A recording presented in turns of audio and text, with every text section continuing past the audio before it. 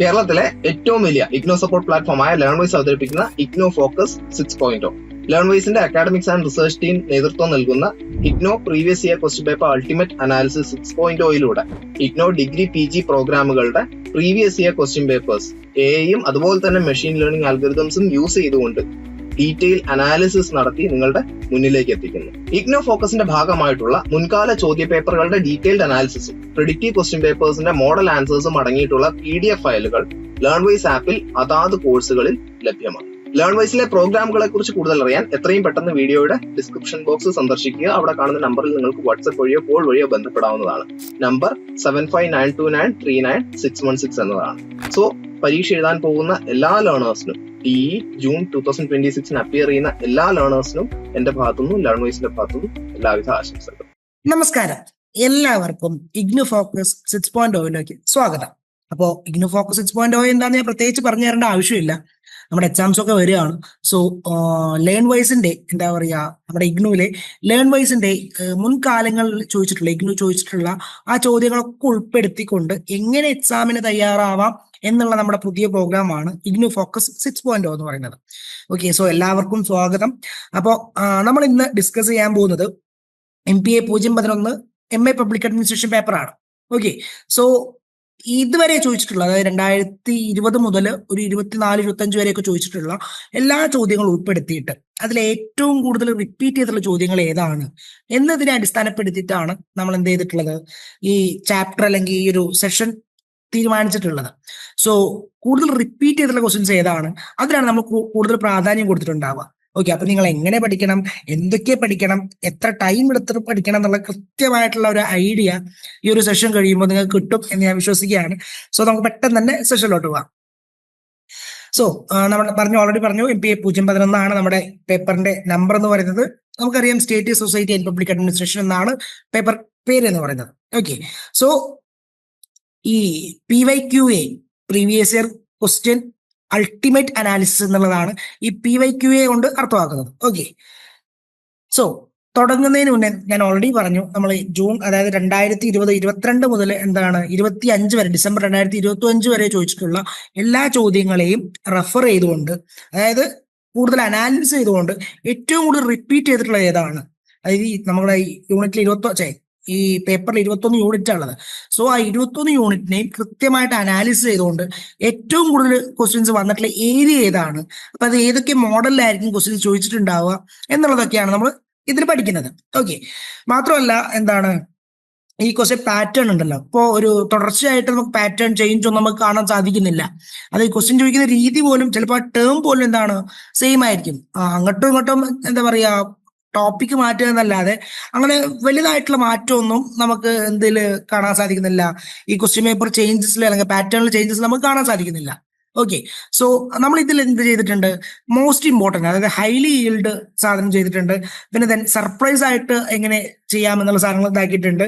Then വരാൻ സാധ്യത ഉണ്ടാവുന്ന ക്വസ്റ്റ്യൻ ചെയ്തിട്ടുണ്ട്. അതായത് മോസ്റ്റ് ഇമ്പോർട്ടൻറ്റ്, ദെൻ പഠിക്കേണ്ടതായിട്ടുള്ള കാര്യങ്ങൾ, അങ്ങനെ 3 കാറ്റഗറിയിലാണ് നമ്മളത് തരംതിരിച്ചിട്ടുള്ളത്. ഓക്കെ, സോ നമുക്ക് ഓരോന്നായിട്ട് തന്നെ നോക്കാം. ആദ്യം നമുക്ക് എങ്ങനെ പഠിക്കാം എന്നുള്ളത് ഒരു 3 പാത്വേസ് ഉണ്ട്. ഓക്കെ, ആ 3 പാത്വേസ് നമുക്ക് തിരിച്ചു വരാം. ഓക്കെ, 3 നിന്ന് 1 വരാം. അതാണ് കുറച്ചുകൂടി എളുപ്പം എന്ന് എനിക്ക് തോന്നുന്നു. കാരണം നിങ്ങൾ ഫസ്റ്റേ പഠിക്കുകയുള്ളൂ. ഓക്കെ, സോ തേർഡ് പാത്ത് എന്ന് പറയുന്നതാണ് ഫുൾ സെമസ്റ്റർ, എൻ്റയർ സെമസ്റ്ററിൽ മര്യാദയ്ക്ക് ഇരുന്ന് ഓരോ യൂണിറ്റ് കഴിയുമ്പോഴും കൃത്യമായി നോട്ട് ഉണ്ടാക്കി കൃത്യമായിട്ട് പഠിച്ച് ഓരോന്ന് പയ്യെ കൊണ്ടുപോകാം. ഓക്കെ, നിങ്ങൾ കൃത്യമായിട്ടൊരു ഓർമ്മശക്തി നിലനിർത്തി തരും. എക്സാം ടൈമിൽ കൂടുതൽ സ്ട്രെസ് എടുക്കാനോ കാര്യങ്ങളൊക്കെ കൊണ്ടുപോകേണ്ടതില്ല. ഓക്കെ, അപ്പൊ ഈ ഓരോ യൂണിറ്റ് അപ്പം കഴിയുമ്പോൾ നിങ്ങളുടെ സെൽഫ് നോട്ട് ഉണ്ട്. പിന്നെ മാത്രമല്ല നമ്മുടെ ലേൺവേഴ്സ് നോട്ട് പ്രൊവൈഡ് ചെയ്യുന്നുണ്ട്. സോ ആ നോട്ടൊക്കെ വായിക്കുമ്പോൾ നിങ്ങൾക്ക് അത്യാവശ്യത്തിൽ അധികമുള്ള കിട്ടും, ഒരു ഐഡിയ കിട്ടും ആ യൂണിറ്റിനെ കുറിച്ചിട്ട്. ഓക്കെ, സോ ഇത് നിങ്ങളിങ്ങനെ ചെയ്തു വരുമ്പോൾ പിന്നെ ലാസ്റ്റ് നമ്മുടെ സെക്കൻഡ് പാത്ത് എന്ന് പറയുന്നത് എക്സാമിന് ഒരു 3 ആഴ്ച മുന്നേ. ഓക്കെ, അതായത് ഒരു 21 ദിവസം മുന്നേ എന്ത് വേണം, എല്ലാ യൂണിറ്റും. ഓക്കെ, അതായത് ഫസ്റ്റ് 10 ദിവസം വേണം 8 യൂണിറ്റ് കവർ ചെയ്യണം. ഓക്കെ, ദെൻ ആ 8 യൂണിറ്റ് ഏതൊക്കെ ആവണം, 5, 8, 9, 10, 11, 16. ഓക്കെ, ഈ യൂണിറ്റുകളിൽ നമ്മളിപ്പോൾ ഓൾറെഡി നോക്കിയാൽ 21 യൂണിറ്റിലും റിപ്പീറ്റ് ക്വസ്റ്റ്യൻ വന്നിട്ടില്ല ശരിക്കും. ഓക്കെ, സോ എന്താണ് എല്ലാ യൂണിറ്റ് ഫസ്റ്റ് ആദ്യത്തെ 10 ദിവസം കൊണ്ട് എന്ത് ചെയ്യുക, എല്ലാ യൂണിറ്റും കവർ ചെയ്യുക. ഓക്കെ, ദെൻ പിന്നീടുള്ള ഈ ഒരു 8 യൂണിറ്റ് ഉണ്ടല്ലോ, 5, 8, 9, 10, 11, 16. സോ ഇതിനൊക്കെ എന്ത് വേണം, കുറച്ചും കൂടി ഫോക്കസ് കൊടുക്കണം. ഓക്കെ, പിന്നെ മാത്രമല്ല ഓരോ യൂണിറ്റിനും പെർ പേജ് വെച്ചിട്ട് എന്തുണ്ടാക്കുക, നോട്ട് ഉണ്ടാക്കുക. ആ സെൽഫ് നോട്ട് ആയിരിക്കണം. നമ്മുടെ നോട്ടിൽ നിന്ന് നോട്ട് ഉണ്ടാക്കിയാലും കുഴപ്പമില്ല. സെൽഫ് നോട്ട് ആകുമ്പോൾ എന്താണ്, നിങ്ങൾക്ക് അത് സ്വന്തമായിട്ട് പെട്ടെന്ന് തന്നെ പഠിക്കാനും കാര്യങ്ങൾ എളുപ്പത്തിൽ ചെയ്യാൻ സാധിക്കും. ഓക്കെ, അതിനാണ് ഞാൻ സെൽഫ് നോട്ട് ഉണ്ടാക്കാൻ പറയുന്നത്. കാരണം ബാക്കി വായിച്ചു പോകുന്നതിനേക്കാൾ നമ്മൾ എഴുതിയാൽ നമ്മുടെ ബ്രെയിനിൽ അത് പെട്ടെന്ന് ക്യാച്ച് ആവും. ദെൻ ഫൈനൽ ഫസ്റ്റ്, അതായത് പാർട്ട് 1, ഇതാണ് എന്ത് ലാസ്റ്റ് 7 ഡേയ്സിൽ ക്രാഷ് പ്ലാൻ ആയിട്ട് ചെയ്യേണ്ട സാധനം. ഓക്കെ, സോ ഈ ക്രാഷ് പ്ലാൻ എന്ന് പറയുമ്പോൾ എന്താണ്, നിങ്ങൾ ഒരു 8 ചാപ്റ്റർ മാത്രം നോക്കുക. ഓക്കെ, അത് ഏതൊക്കെയാണ്, 2, 4, 6, 7, 12, 14, 17, 21. ഓക്കെ, സോ ഈ യൂണിറ്റ്സ്, ഇത്രയും യൂണിറ്റ്സ് എന്താണ്, ഇത്രയും കാലം ചോദിച്ചുള്ളതിൽ എന്തായാലും എന്താ പറയുക ക്വസ്റ്റ്യൻസ് വന്നിട്ടുള്ള യൂണിറ്റ്സ് ആണ്. ഓക്കെ, ഈ 2 യൂണിറ്റ് നോക്കും ഇഷ്ടം പോലെ ക്വസ്റ്റ്യൻസ് ഇപ്പോൾ ലാസ്റ്റ് എക്സാമിനും വന്നിട്ടുണ്ട്, ഡിസംബറിലെ എക്സാമിനൊക്കെ വന്നിട്ടുണ്ട്. ഓക്കെ, സോ എന്താണ്, നമ്മൾ കൃത്യമായിട്ട് ഈ 2ാം യൂണിറ്റ് 4, 6, 7, 12, 14, 17, 21, എനിക്ക് തോന്നുന്നു ഇതാണ് നമ്മുടെ ശരിക്കുള്ള കോർ യൂണിറ്റുകൾ എന്ന് പറയുന്നത്. ഓക്കെ, സോ ഈ യൂണിറ്റുകൾ ലാസ്റ്റ് 7 ഡേയ്സ് കുത്തിയിരുന്ന് പഠിക്കുക. ഓക്കെ, സോ നന്നായിട്ട് സ്കോർ ചെയ്യാൻ സാധിക്കും. ഒരിക്കലും ഈ ക്രാഷ് പ്ലാൻ മാത്രം നോക്കരുത്. ഓരോ സെമിസ്റ്ററിലും കൃത്യമായിട്ട് പഠിച്ച് നോട്ട് ഉണ്ടാക്കി തന്നെ പോകണം. ഓക്കെ, നിങ്ങളുടെ നോട്ട് ഉണ്ടാവും തന്നെ ഞാൻ കരുതുന്നുണ്ട്. ഓക്കെ, ദെൻ എക്സാം പാറ്റേണും ക്വസ്റ്റ്യൻ പേപ്പർ സ്ട്രക്ചർ എങ്ങനെയാണെന്ന് നോക്കാം. ഓക്കെ, ഇത് എന്താണ്, MPA 011 എന്ന പേപ്പറിനാണ് ഫോക്കസ് ചെയ്തിട്ടുള്ള ബേസ് ചെയ്തിട്ടുള്ള അനാലിസിസ് ആണ് കേട്ടോ. സോ 100 മാർക്കിനാണ് നമുക്ക് ക്വസ്റ്റ്യൻസ് ഉണ്ടാവുക. ഓക്കെ, ഓൾറെഡി അറിയാം 100 മാർക്കിനാണ് ക്വസ്റ്റ്യൻസ് ഉണ്ടാവുക. 3 മണിക്കൂറാണ് ക്വസ്റ്റ്യൻ. യൂഷ്വലി ഒരു 10 ക്വസ്റ്റ്യൻ തരും, അതിലൊരു 5 എണ്ണമാണ് നമ്മൾ അറ്റൻഡ് ചെയ്യേണ്ടത്. ഓക്കെ, അപ്പൊ 5 എണ്ണം അറ്റൻഡ് ചെയ്യുമ്പോൾ എങ്ങനെ ഉണ്ടാവും, പെർ ക്വസ്റ്റ്യന് 20 മാർക്ക് വെച്ച് കിട്ടും. ഓക്കെ, സോ 100 മാർക്കിനാണ് എങ്കിൽ പോലും എന്താണ്, നിങ്ങൾ അതൊരു 200 മാർക്കിന് വേണ്ടി ഓൾറെഡി പ്രിപ്പയർ ചെയ്യുകയാണെങ്കിൽ, ഓക്കെ, എക്സാം എഴുതുമ്പോൾ, കാരണം ഇത് എസ്സേസ് ആണ്, ഒരു 5 ക്വസ്റ്റ്യൻ ആണെങ്കിൽ 5 ക്വസ്റ്റ്യൻ എസ്സേ ആണ്. നമ്മുടെ ബാക്കി മുന്നേ യുജിലൊക്കെ പഠിച്ച പോലെ ഷോർട്ട് ആൻസർ, അങ്ങനത്തെ ഷോർട്ട് ആൻസർ ആണെങ്കിലും ഷോർട്ട് എസ്സേ ആയിരിക്കും നമുക്ക് എഴുതാണ്ടാവുക. ഓക്കെ, അല്ലാതെ 1 വേർഡ് അങ്ങനത്തെ സംഭവങ്ങളൊന്നുമില്ല, അതായത് ചെറിയതായിട്ട് എത്ര എഴുതാനുള്ളതില്ല. സോ നിങ്ങൾ എല്ലാം കൺസെപ്റ്റ് മനസ്സിലാക്കിയിട്ടുണ്ടോ എന്ന് നോക്കാനാണ് ഇഗ്നു ശ്രദ്ധിക്കാറ്. ഓക്കെ, സോ നമുക്ക് 2 സെഷനായിട്ട് തരംതിരിക്കുകയാണെങ്കിൽ, ഫസ്റ്റ് സെഷൻ എന്താണ്, അത് covering perspective on state, Indian contacts and citizen administration themes എന്നുള്ളതാണ് ഫസ്റ്റ് സെഷനിൽ. ഓക്കെ, നമ്മുടെ ഇപ്പൊ MPA 011 2 ഡിവൈഡ് ചെയ്യുകയാണെങ്കിൽ ഫസ്റ്റ് സെഷൻ, അതായത് 1 മുതൽ 5 വരെയുള്ള ക്വസ്റ്റ്യൻസ് ഏതായിരിക്കും ചോദിക്കുക, perspective on the state, Indian contacts and citizen administration themes എന്നുള്ളതായിരിക്കും ചോദിക്കുക. ദെൻ 6 മുതൽ 10 വരെ നമ്മൾ പറഞ്ഞല്ലോ 10 ക്വസ്റ്റ്യൻ ചോദിക്കുന്നത് പറഞ്ഞല്ലോ. സോ ഈ 10 5 നിങ്ങൾ എഴുതേണ്ടതുള്ളൂ കേട്ടോ. സോ 5 കറക്റ്റ് കൃത്യമായിട്ട് ടൈം എടുത്ത് എഴുതുകയാണെങ്കിൽ നിങ്ങൾക്ക് എന്താണ് ഈ 100 നല്ല മാർക്ക് സ്കോർ ചെയ്യാൻ സാധിക്കും. ഓക്കെ, ദെൻ ബാക്കി 6 മുതൽ 10 വരെയുള്ള ക്വസ്റ്റ്യൻസ് ഏതൊക്കെയാണ്, covering bureaucracy, governance, ethics and emerging concepts, ഇതിൽ നിന്നൊക്കെ ആയിരിക്കും ഇത് വരിക ക്വസ്റ്റ്യൻസ് വരിക. ഓക്കെ, ദെൻ 5 മുതൽ 10 വരെയുള്ള ക്വസ്റ്റ്യൻസ് എന്താണ്, ഫ്രീക്വന്റ് ഷോർട്ട് നോട്ടാണ് ചോദിച്ചിട്ടുള്ളത്. ഓക്കെ, സോ ഇത് എന്താണ്, നിങ്ങളുടെ ഓർമ്മശക്തി പരിശോധിക്കാൻ വേണ്ടിയിട്ട് ഷോർട്ട് നോട്ട് ആണെങ്കിലും 1-2 വരിയിൽ എഴുതുക എന്നുള്ളതല്ല. ഓക്കെ, 250 വേർഡ്സ്, 300 വേർഡ്സ്, അതൊക്കെയാണ് നമ്മൾ ഷോർട്ട് നോട്ട്സ് കൊണ്ട് ഉദ്ദേശിക്കുന്നത്. ഓക്കെ, സോ ഒരു കൃത്യമായിട്ടുള്ള ക്രിസ്പ് ആയിട്ടുള്ള നോട്ട് നിങ്ങൾക്ക് ഉണ്ടായിരിക്കണം. ഈ ക്രിസ്പ് എന്ന് പറയുമ്പോൾ എന്താണ്, അതിൽ പക്ക നിങ്ങളുടെ A to Z കാര്യങ്ങൾ ഉണ്ടാവുകയും വേണം. എന്നാൽ അനാവശ്യമായിട്ട് ഗ്യാസ് നിറയ്ക്കേണ്ട ആവശ്യമില്ല. ഓക്കെ, അതിലെന്താണോ പറയുന്നത് അത്രയും കാര്യങ്ങൾ കൃത്യമായിട്ട് പറയാം. ഓക്കെ, സോ ആ ടോപ്പിക്സ് ഏതൊക്കെയാന്ന് പറഞ്ഞാൽ, engendering public administration, good governance, administrative ethics, neo liberal view, citizens charter, ഇതൊക്കെ എന്താണ് പെട്ടെന്ന് മാർക്ക് സ്കോർ ചെയ്യാൻ പറ്റുന്ന ചാപ്റ്റേഴ്സ് ആണ്. കാരണം എന്താ, ഈ ഗുഡ് ഗവേണൻസ് ഒക്കെ പറയുമ്പോൾ നമുക്ക് ജസ്റ്റ് യൂണിറ്റ് വായിച്ചു പോയാൽ തന്നെ മനസ്സിലാവും. ഓക്കെ, മാത്രമല്ല നമ്മുടെ നോട്ടോ കൃത്യമായിട്ട് തന്നിട്ടുണ്ടല്ലോ. സോ അതിലൊക്കെ എന്താണ് കൃത്യമായിട്ട് എളുപ്പത്തിൽ ഗുഡ് ഗവേണൻസ് നിങ്ങളുടെ കയ്യിൽ നിന്നെടുത്ത് എഴുതാവുന്നേ ഉള്ളൂ. കാരണം നമ്മൾ കാണുന്നത് അതിന്റെ പ്രാക്ടിക്കാലിറ്റി, അത് ശരിക്കും ഇമ്പാക്ട് നോക്കുക. ഇപ്പോൾ നമ്മുടെ ഈ ഒരു ഇത്ര വർഷകാലങ്ങളിൽ ഇന്ത്യൻ കോണ്ടാക്ട്സിൽ ഗുഡ് ഗവേണൻസ് എത്രയുണ്ട്, മാത്രമല്ല ഈ അഡ്മിനിസ്ട്രേറ്റീവ് എത്തിക്സ് ഒക്കെ നോക്കുമ്പോൾ നമുക്ക് എന്താണ് കറന്റ് സിനാരിയോ വെച്ചിട്ട് കമ്പയർ ചെയ്ത് എഴുതാൻ പറ്റുന്ന ചാപ്റ്റേഴ്സ് ആണ് ഏതൊക്കെ, ഈ ബാക്കി ഇപ്പൊ പറഞ്ഞിട്ടുള്ള 5 മുതൽ 10 വരെയുള്ള ചാപ്റ്റേഴ്സിൽ വരുന്നത്. Okay, then bureaucracy and policy unit 12 എന്നുള്ളത് അത്യാവശ്യം ഇമ്പോർട്ടന്റ് ആയ ചാപ്റ്റർ ആണ്. And society and administrative relationship unit 2. Okay, first എന്ന് പറയുന്നത് ഏതാണ്, യൂണിറ്റ് 12 ആണ്. ദെൻ യൂണിറ്റ് 2 ആണ്. ഞാൻ പറഞ്ഞില്ല യൂണിറ്റ് 2 ഇഷ്ടം പോലെ ചോദ്യങ്ങൾ വന്നിട്ടുണ്ട്. അതായത് ഇതുവരെ നടന്നുള്ള ക്വസ്റ്റ്യൻസിൽ എക്സാംസിൽ ഈ 2 യൂണിറ്റിൽ നിന്ന് ക്വസ്റ്റ്യൻസ് വരാത്തതില്ല. അതായത് 2-ന്നും 12-ന്നും എന്തായാലും എല്ലാ എക്സാമിനും ചോദ്യങ്ങൾ വന്നിട്ടുണ്ട്. ഇതുവരെ എന്താണ് ക്വസ്റ്റ്യൻസ് വരാത്തത് ഇതുവരെ ഉണ്ടായിട്ടില്ല. സോ 2-ഉം 12-ഉം ഒരു കാരണവശാലും സ്കിപ്പ് ചെയ്യരുത്. ഓക്കെ, സ്കിപ്പ് ചെയ്യാനേ പാടില്ല. ഇതാ സ്ട്രക്ചർ നോക്കുമ്പോൾ ബ്യൂറോക്രസി ആൻഡ് പോളിസി 22% ക്വസ്റ്റ്യൻസ് ആണ് PYQ വന്നിട്ടുള്ളത്, മുന്നേ ഇതുവരെ വന്നിട്ടുള്ളത്. ദെൻ ഇത് മെയിൻ എന്താ പറയാ ഹെഡിങ്സ് ആട്ടോ. ഇതിന്റെ അണ്ടറിൽ വരുന്ന ബാക്കി എല്ലാ സബ് ടോപ്പിക്കും ഇതിന്റെ അണ്ടറിൽ തന്നെ വരും. ഓക്കെ, ദെൻ ഗ്ലോബലൈസേഷൻ എത്തിക്സ് 20% വന്നിട്ടുണ്ട്. സൊസൈറ്റി ആൻഡ് സിറ്റിസൺ ഇന്റർഫേസ് എത്ര വന്നിട്ടുണ്ട്? 18% വന്നിട്ടുണ്ട്. Then governance and reforms 20% question വന്നിട്ടുണ്ട്. സ്റ്റേറ്റ് പെർസ്പെക്ടീവ് 20% ക്വസ്റ്റ്യൻ വന്നിട്ടുണ്ട്. ഓക്കെ, സോ മൊത്തം വന്നിട്ടുള്ള ക്വസ്റ്റ്യൻസ് എന്താ പറയാ ഇങ്ങനെയാണ് നമുക്ക് ഡിവൈഡ് ചെയ്യാം. ബാക്കി 2% അവിടെ നമുക്ക് വരും, അത് കാര്യമാക്കണ്ട. ദെൻ ബ്യൂറോക്രസി ആൻഡ് പോളിസി നമുക്കറിയാം, നമ്മള് പബ്ലിക് അഡ്മിനിസ്ട്രേഷനിലെ സ്റ്റേറ്റ് ഇതിൽ തുടങ്ങിയ മുതൽ തന്നെ ബ്യൂറോക്രസിനെ കുറിച്ച് പഠിക്കുന്നുണ്ട്. ഓക്കെ, ദെൻ ഗ്ലോബലൈസേഷൻ എത്തിക്സ് ഇതൊക്കെ എന്താണ് പ്രസന്റ് ആയിട്ടുള്ള ടോപ്പിക്സ് ആണ്. ഓക്കെ, അതായത് കണ്ടംപററി ടോപ്പിക്സ് ആണ്. ഗ്ലോബലൈസേഷൻ നമുക്കറിയാം ഈ 90-കൾക്ക് ശേഷം ഇന്ത്യയിൽ കടന്നു വന്ന സാധനമാണ്. അതിന്റെ കൂടെ തന്നെ നിയോ ലിബറൽ പെർസ്പെക്റ്റീവും സംസാരിച്ച് പോയതാണ്. ദെൻ എത്തിക്സ് എന്ന് പറയുമ്പോൾ എന്താണ്? അതൊരു പേഴ്സ്പെക്റ്റീവ് ആണ്, അഡ്മിനിസ്ട്രേറ്റേഴ്സിന്റെ ഒരു പേഴ്സ്പെക്റ്റീവ് ആണ്. അതായത് ഗുഡ് ഗവേണൻസിന്റെ ഭാഗമാണ് ഏത് എത്തിക്സ് എന്ന് പറയുന്നത്. ഓക്കെ, സോ ആ കാര്യങ്ങൾ അങ്ങനെ പഠിച്ചു പോവാം. Then society and citizen interface ഇതൊക്കെ എന്താണ് ഇത്രയും പെർസെന്റേജ് ചോദ്യങ്ങൾ എന്തിനു വന്നിട്ടുണ്ട്? അത് മെയിൻ നിങ്ങളൊരു ക്വസ്റ്റ്യൻ പേപ്പർ എടുക്കുമ്പോൾ PYQs എടുക്കുമ്പോൾ ഈ ഒരു ഏരിയയിൽ നിന്നൊക്കെയാണ് ക്വസ്റ്റ്യൻസ് വന്നിട്ടുള്ളത്. ഓക്കെ, സോ പഠിക്കുമ്പോൾ എങ്ങനെ വേണം? ഈ ഒരു ഏരിയയിൽ നിന്ന് വെച്ച് വേണം പഠിക്കാൻ. ഓക്കെ, ദെൻ നമ്മൾ പറഞ്ഞല്ലോ നമ്മൾ 3 ഈൽഡ് ആയിട്ട് തന്നെ തിരിച്ചിട്ടുണ്ട്. സോ ഹൈ ഈൽഡ് ഏതൊക്കെയാന്ന് നോക്കാം. ഹൈ ഈൽഡ് എന്ന് പറയുമ്പോൾ എന്താണ്? ഏറ്റവും കൂടുതൽ തവണ റിപ്പീറ്റ് ചെയ്തിട്ടുള്ളതും എന്നാൽ എന്താണ് സ്കിപ്പ് ചെയ്യാൻ പാടില്ലാത്തതായിട്ടുള്ള, അതായത് മോസ്റ്റ് ഇമ്പോർട്ടൻറ്റ് എന്ന് നമുക്ക് പറയാം.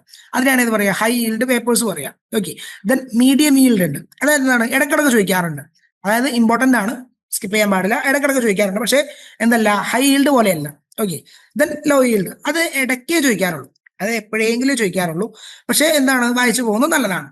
ഓക്കെ, സോ ഈ ഹൈ ഈൽഡിൽ വേണം നിങ്ങളുടെ 50% സമയവും നിങ്ങൾ ചെലവഴിക്കാൻ. അതായത് ഇനിയിപ്പോ എക്സാം വരികയാണ്, സോ എക്സാമിന് മുന്നേ ഉള്ള ഇനിയുള്ള സമയങ്ങൾ 50% ചെലവഴിക്കേണ്ട ഇതിലാണ് ഈ ഹൈ ഈൽഡ് ചാപ്റ്റേഴ്സിലാണ്, യൂണിറ്റ്സിലാണ്. ഓക്കെ, ദെൻ റിമൈനിങ് 30% ഇതിൽ ചെലവഴിക്കുക മീഡിയം ഈൽഡിലും, ദെൻ 20% ചെലവഴിക്കുക ലോ ഈൽഡിലും. ഓക്കെ, ഇതൊക്കെ അപ്പൊ ഏതൊക്കെ ചാപ്റ്റേഴ്സ് അല്ലെങ്കിൽ ഏതൊക്കെ യൂണിറ്റ് ആണ് ഹൈ ഈൽഡിൽ വരുന്നത്, ഏതൊക്കെ യൂണിറ്റ് ആണ് ലോ ഈൽഡിൽ വരുന്നത് നമുക്ക് നോക്കാം. നമുക്ക് മൊത്തം 21 യൂണിറ്റ് ആണ് പഠിക്കാനുള്ളത്. ഓക്കെ, സോ ഫസ്റ്റ് യൂണിറ്റ് എന്ന് പറയുന്നത് എന്താണ്? ലോയിൽ വരുന്ന സാധനമാണ്, nature of the state. Okay, അതിന് എപ്പോഴും അങ്ങനെ ചോദ്യം ചോദിക്കാറൊന്നുമില്ല, പക്ഷെ ചോദ്യം ചോദിച്ചിട്ടുണ്ട്. ഓക്കെ, സോ ഒരു യൂണിറ്റ് നിന്നാണ് എന്താ പറയുക ഒരു ചോദ്യം ഒരു ഇതിനാണ് മുന്നേ റിപ്പീറ്റ് ചെയ്തിട്ടുള്ളത്. ഓക്കെ, സോ ജൂൺ 2022 അതിന് റിപ്പീറ്റ് ചെയ്തിട്ടുള്ളത്.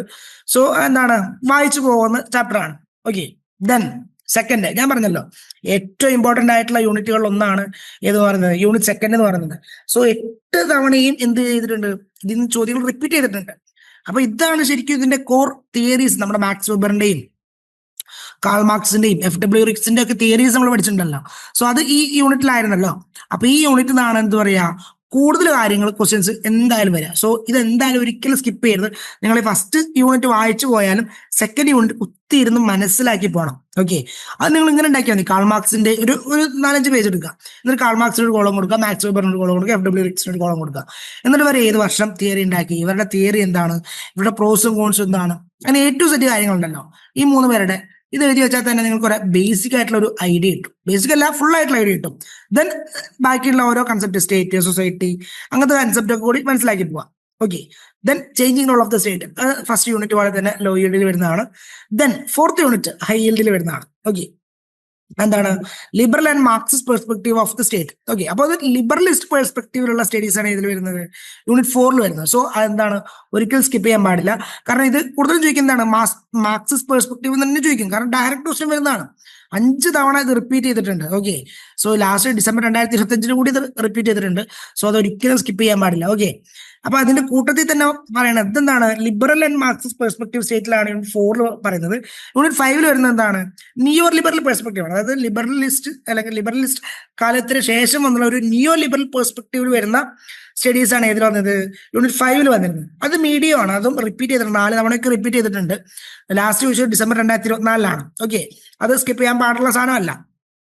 Then unit 6 Gandhian perspective. നമ്മൾ ഈ കാൾ മാർക്സും FW റിക്സും ഒക്കെ പഠിക്കുമ്പോൾ എന്താണ്, അതൊരു ഇന്റർനാഷണൽ പെർസ്പെക്റ്റീവ് അല്ലെങ്കിൽ ഒരു ഇന്റർനാഷണൽ റൈറ്റേഴ്സ് എഴുത്തുകാരാണ്. സോ ഗാന്ധിയൻ പെർസ്പെക്റ്റീവ് വരുമ്പോൾ എങ്ങനെയാണ്, അതൊരു ഇന്ത്യൻ കോണ്ടെക്സ്റ്റ് ആണ് അല്ലെ. സോ ഇന്ത്യൻ കോണ്ടെക്സ്റ്റിലാകുമ്പോൾ എന്താണ്, ഇഗ്നു എന്തായാലും ചോദ്യം ചോദിക്കാനുള്ള സാധ്യതയുണ്ട്. ചോദിക്കാൻ സാധ്യതയല്ല, എന്തായാലും ചോദ്യം ചോദിക്കും. ഈ 5 തവണ റിപ്പീറ്റ് ചെയ്തിട്ടുള്ളൂ ഉറപ്പായിട്ടും ഈ വരുന്ന എക്സാമിന് ഗാന്ധിയൻ പെർസ്പെക്റ്റീവ് ഒരു ചോദ്യം ഉണ്ടാവുന്ന ഉറപ്പാണ്. അത് മിക്കവാറും ഉണ്ടാവുക എങ്ങനെയാണ്, കമ്പയർ ചെയ്ത് എഴുതാനായിരിക്കും ഉണ്ടാവുക, ഒരു കമ്പാരിസൺ. അത് ഒന്നൊക്കെ പ്രസന്റ് സിനാരിയോയിൽ ഗാന്ധിയൻ പെർസ്പെക്റ്റീവ് സ്യൂട്ടബിൾ ആണോ, അല്ലെങ്കിൽ ഗാന്ധിയൻ വേഴ്സസ് മാർക്സിസ്റ്റ് പെർസ്പെക്റ്റീവ്, അല്ലെങ്കിൽ ഗാന്ധിയൻ വേഴ്സസ് ലിബറൽ പെർസ്പെക്റ്റീവ്, അങ്ങനെ ചോദ്യങ്ങൾ ചോദിക്കാം. ഓക്കെ, സോ യൂണിറ്റ് 6 എന്ന് പറയുന്നത് എന്താണ്, വളരെ ഇമ്പോർട്ടന്റ് ആണ്. അതുപോലെ തന്നെ യൂണിറ്റ് 7 അതും ഹൈ ഈൽഡിൽ വരുന്നതാണ്, മോസ്റ്റ് ഇമ്പോർട്ടന്റ് ആണ്. Interface between citizens and administration. Okay, ഈ സിറ്റിസൺ ചാർട്ടേഴ്സും കാര്യങ്ങളൊക്കെ വരുന്നുണ്ട്. സോ എന്താണ് സിറ്റിസൺ റൈറ്റ്സ് കാര്യങ്ങൾ, ഇതൊക്കെ ഏതിൽ വരും, ഈ യൂണിറ്റ് 7 വരും. 6 തവണ എന്താ ചെയ്തിട്ടുണ്ട്, റിപ്പീറ്റ് ചെയ്ത് ചോദിച്ചിട്ടുണ്ട്. ഓക്കെ, സോ 2025 ജൂണിൽ വരെ ഇത് ചോദിച്ചിട്ടുണ്ട്, ലേറ്റസ്റ്റ് ആയിട്ട് ചോദിച്ചിട്ടുള്ള സാധനമാണ്. ദെൻ ഇനി വരുന്ന 3 യൂണിറ്റ് എന്താണ്, മീഡിയം ആണ്.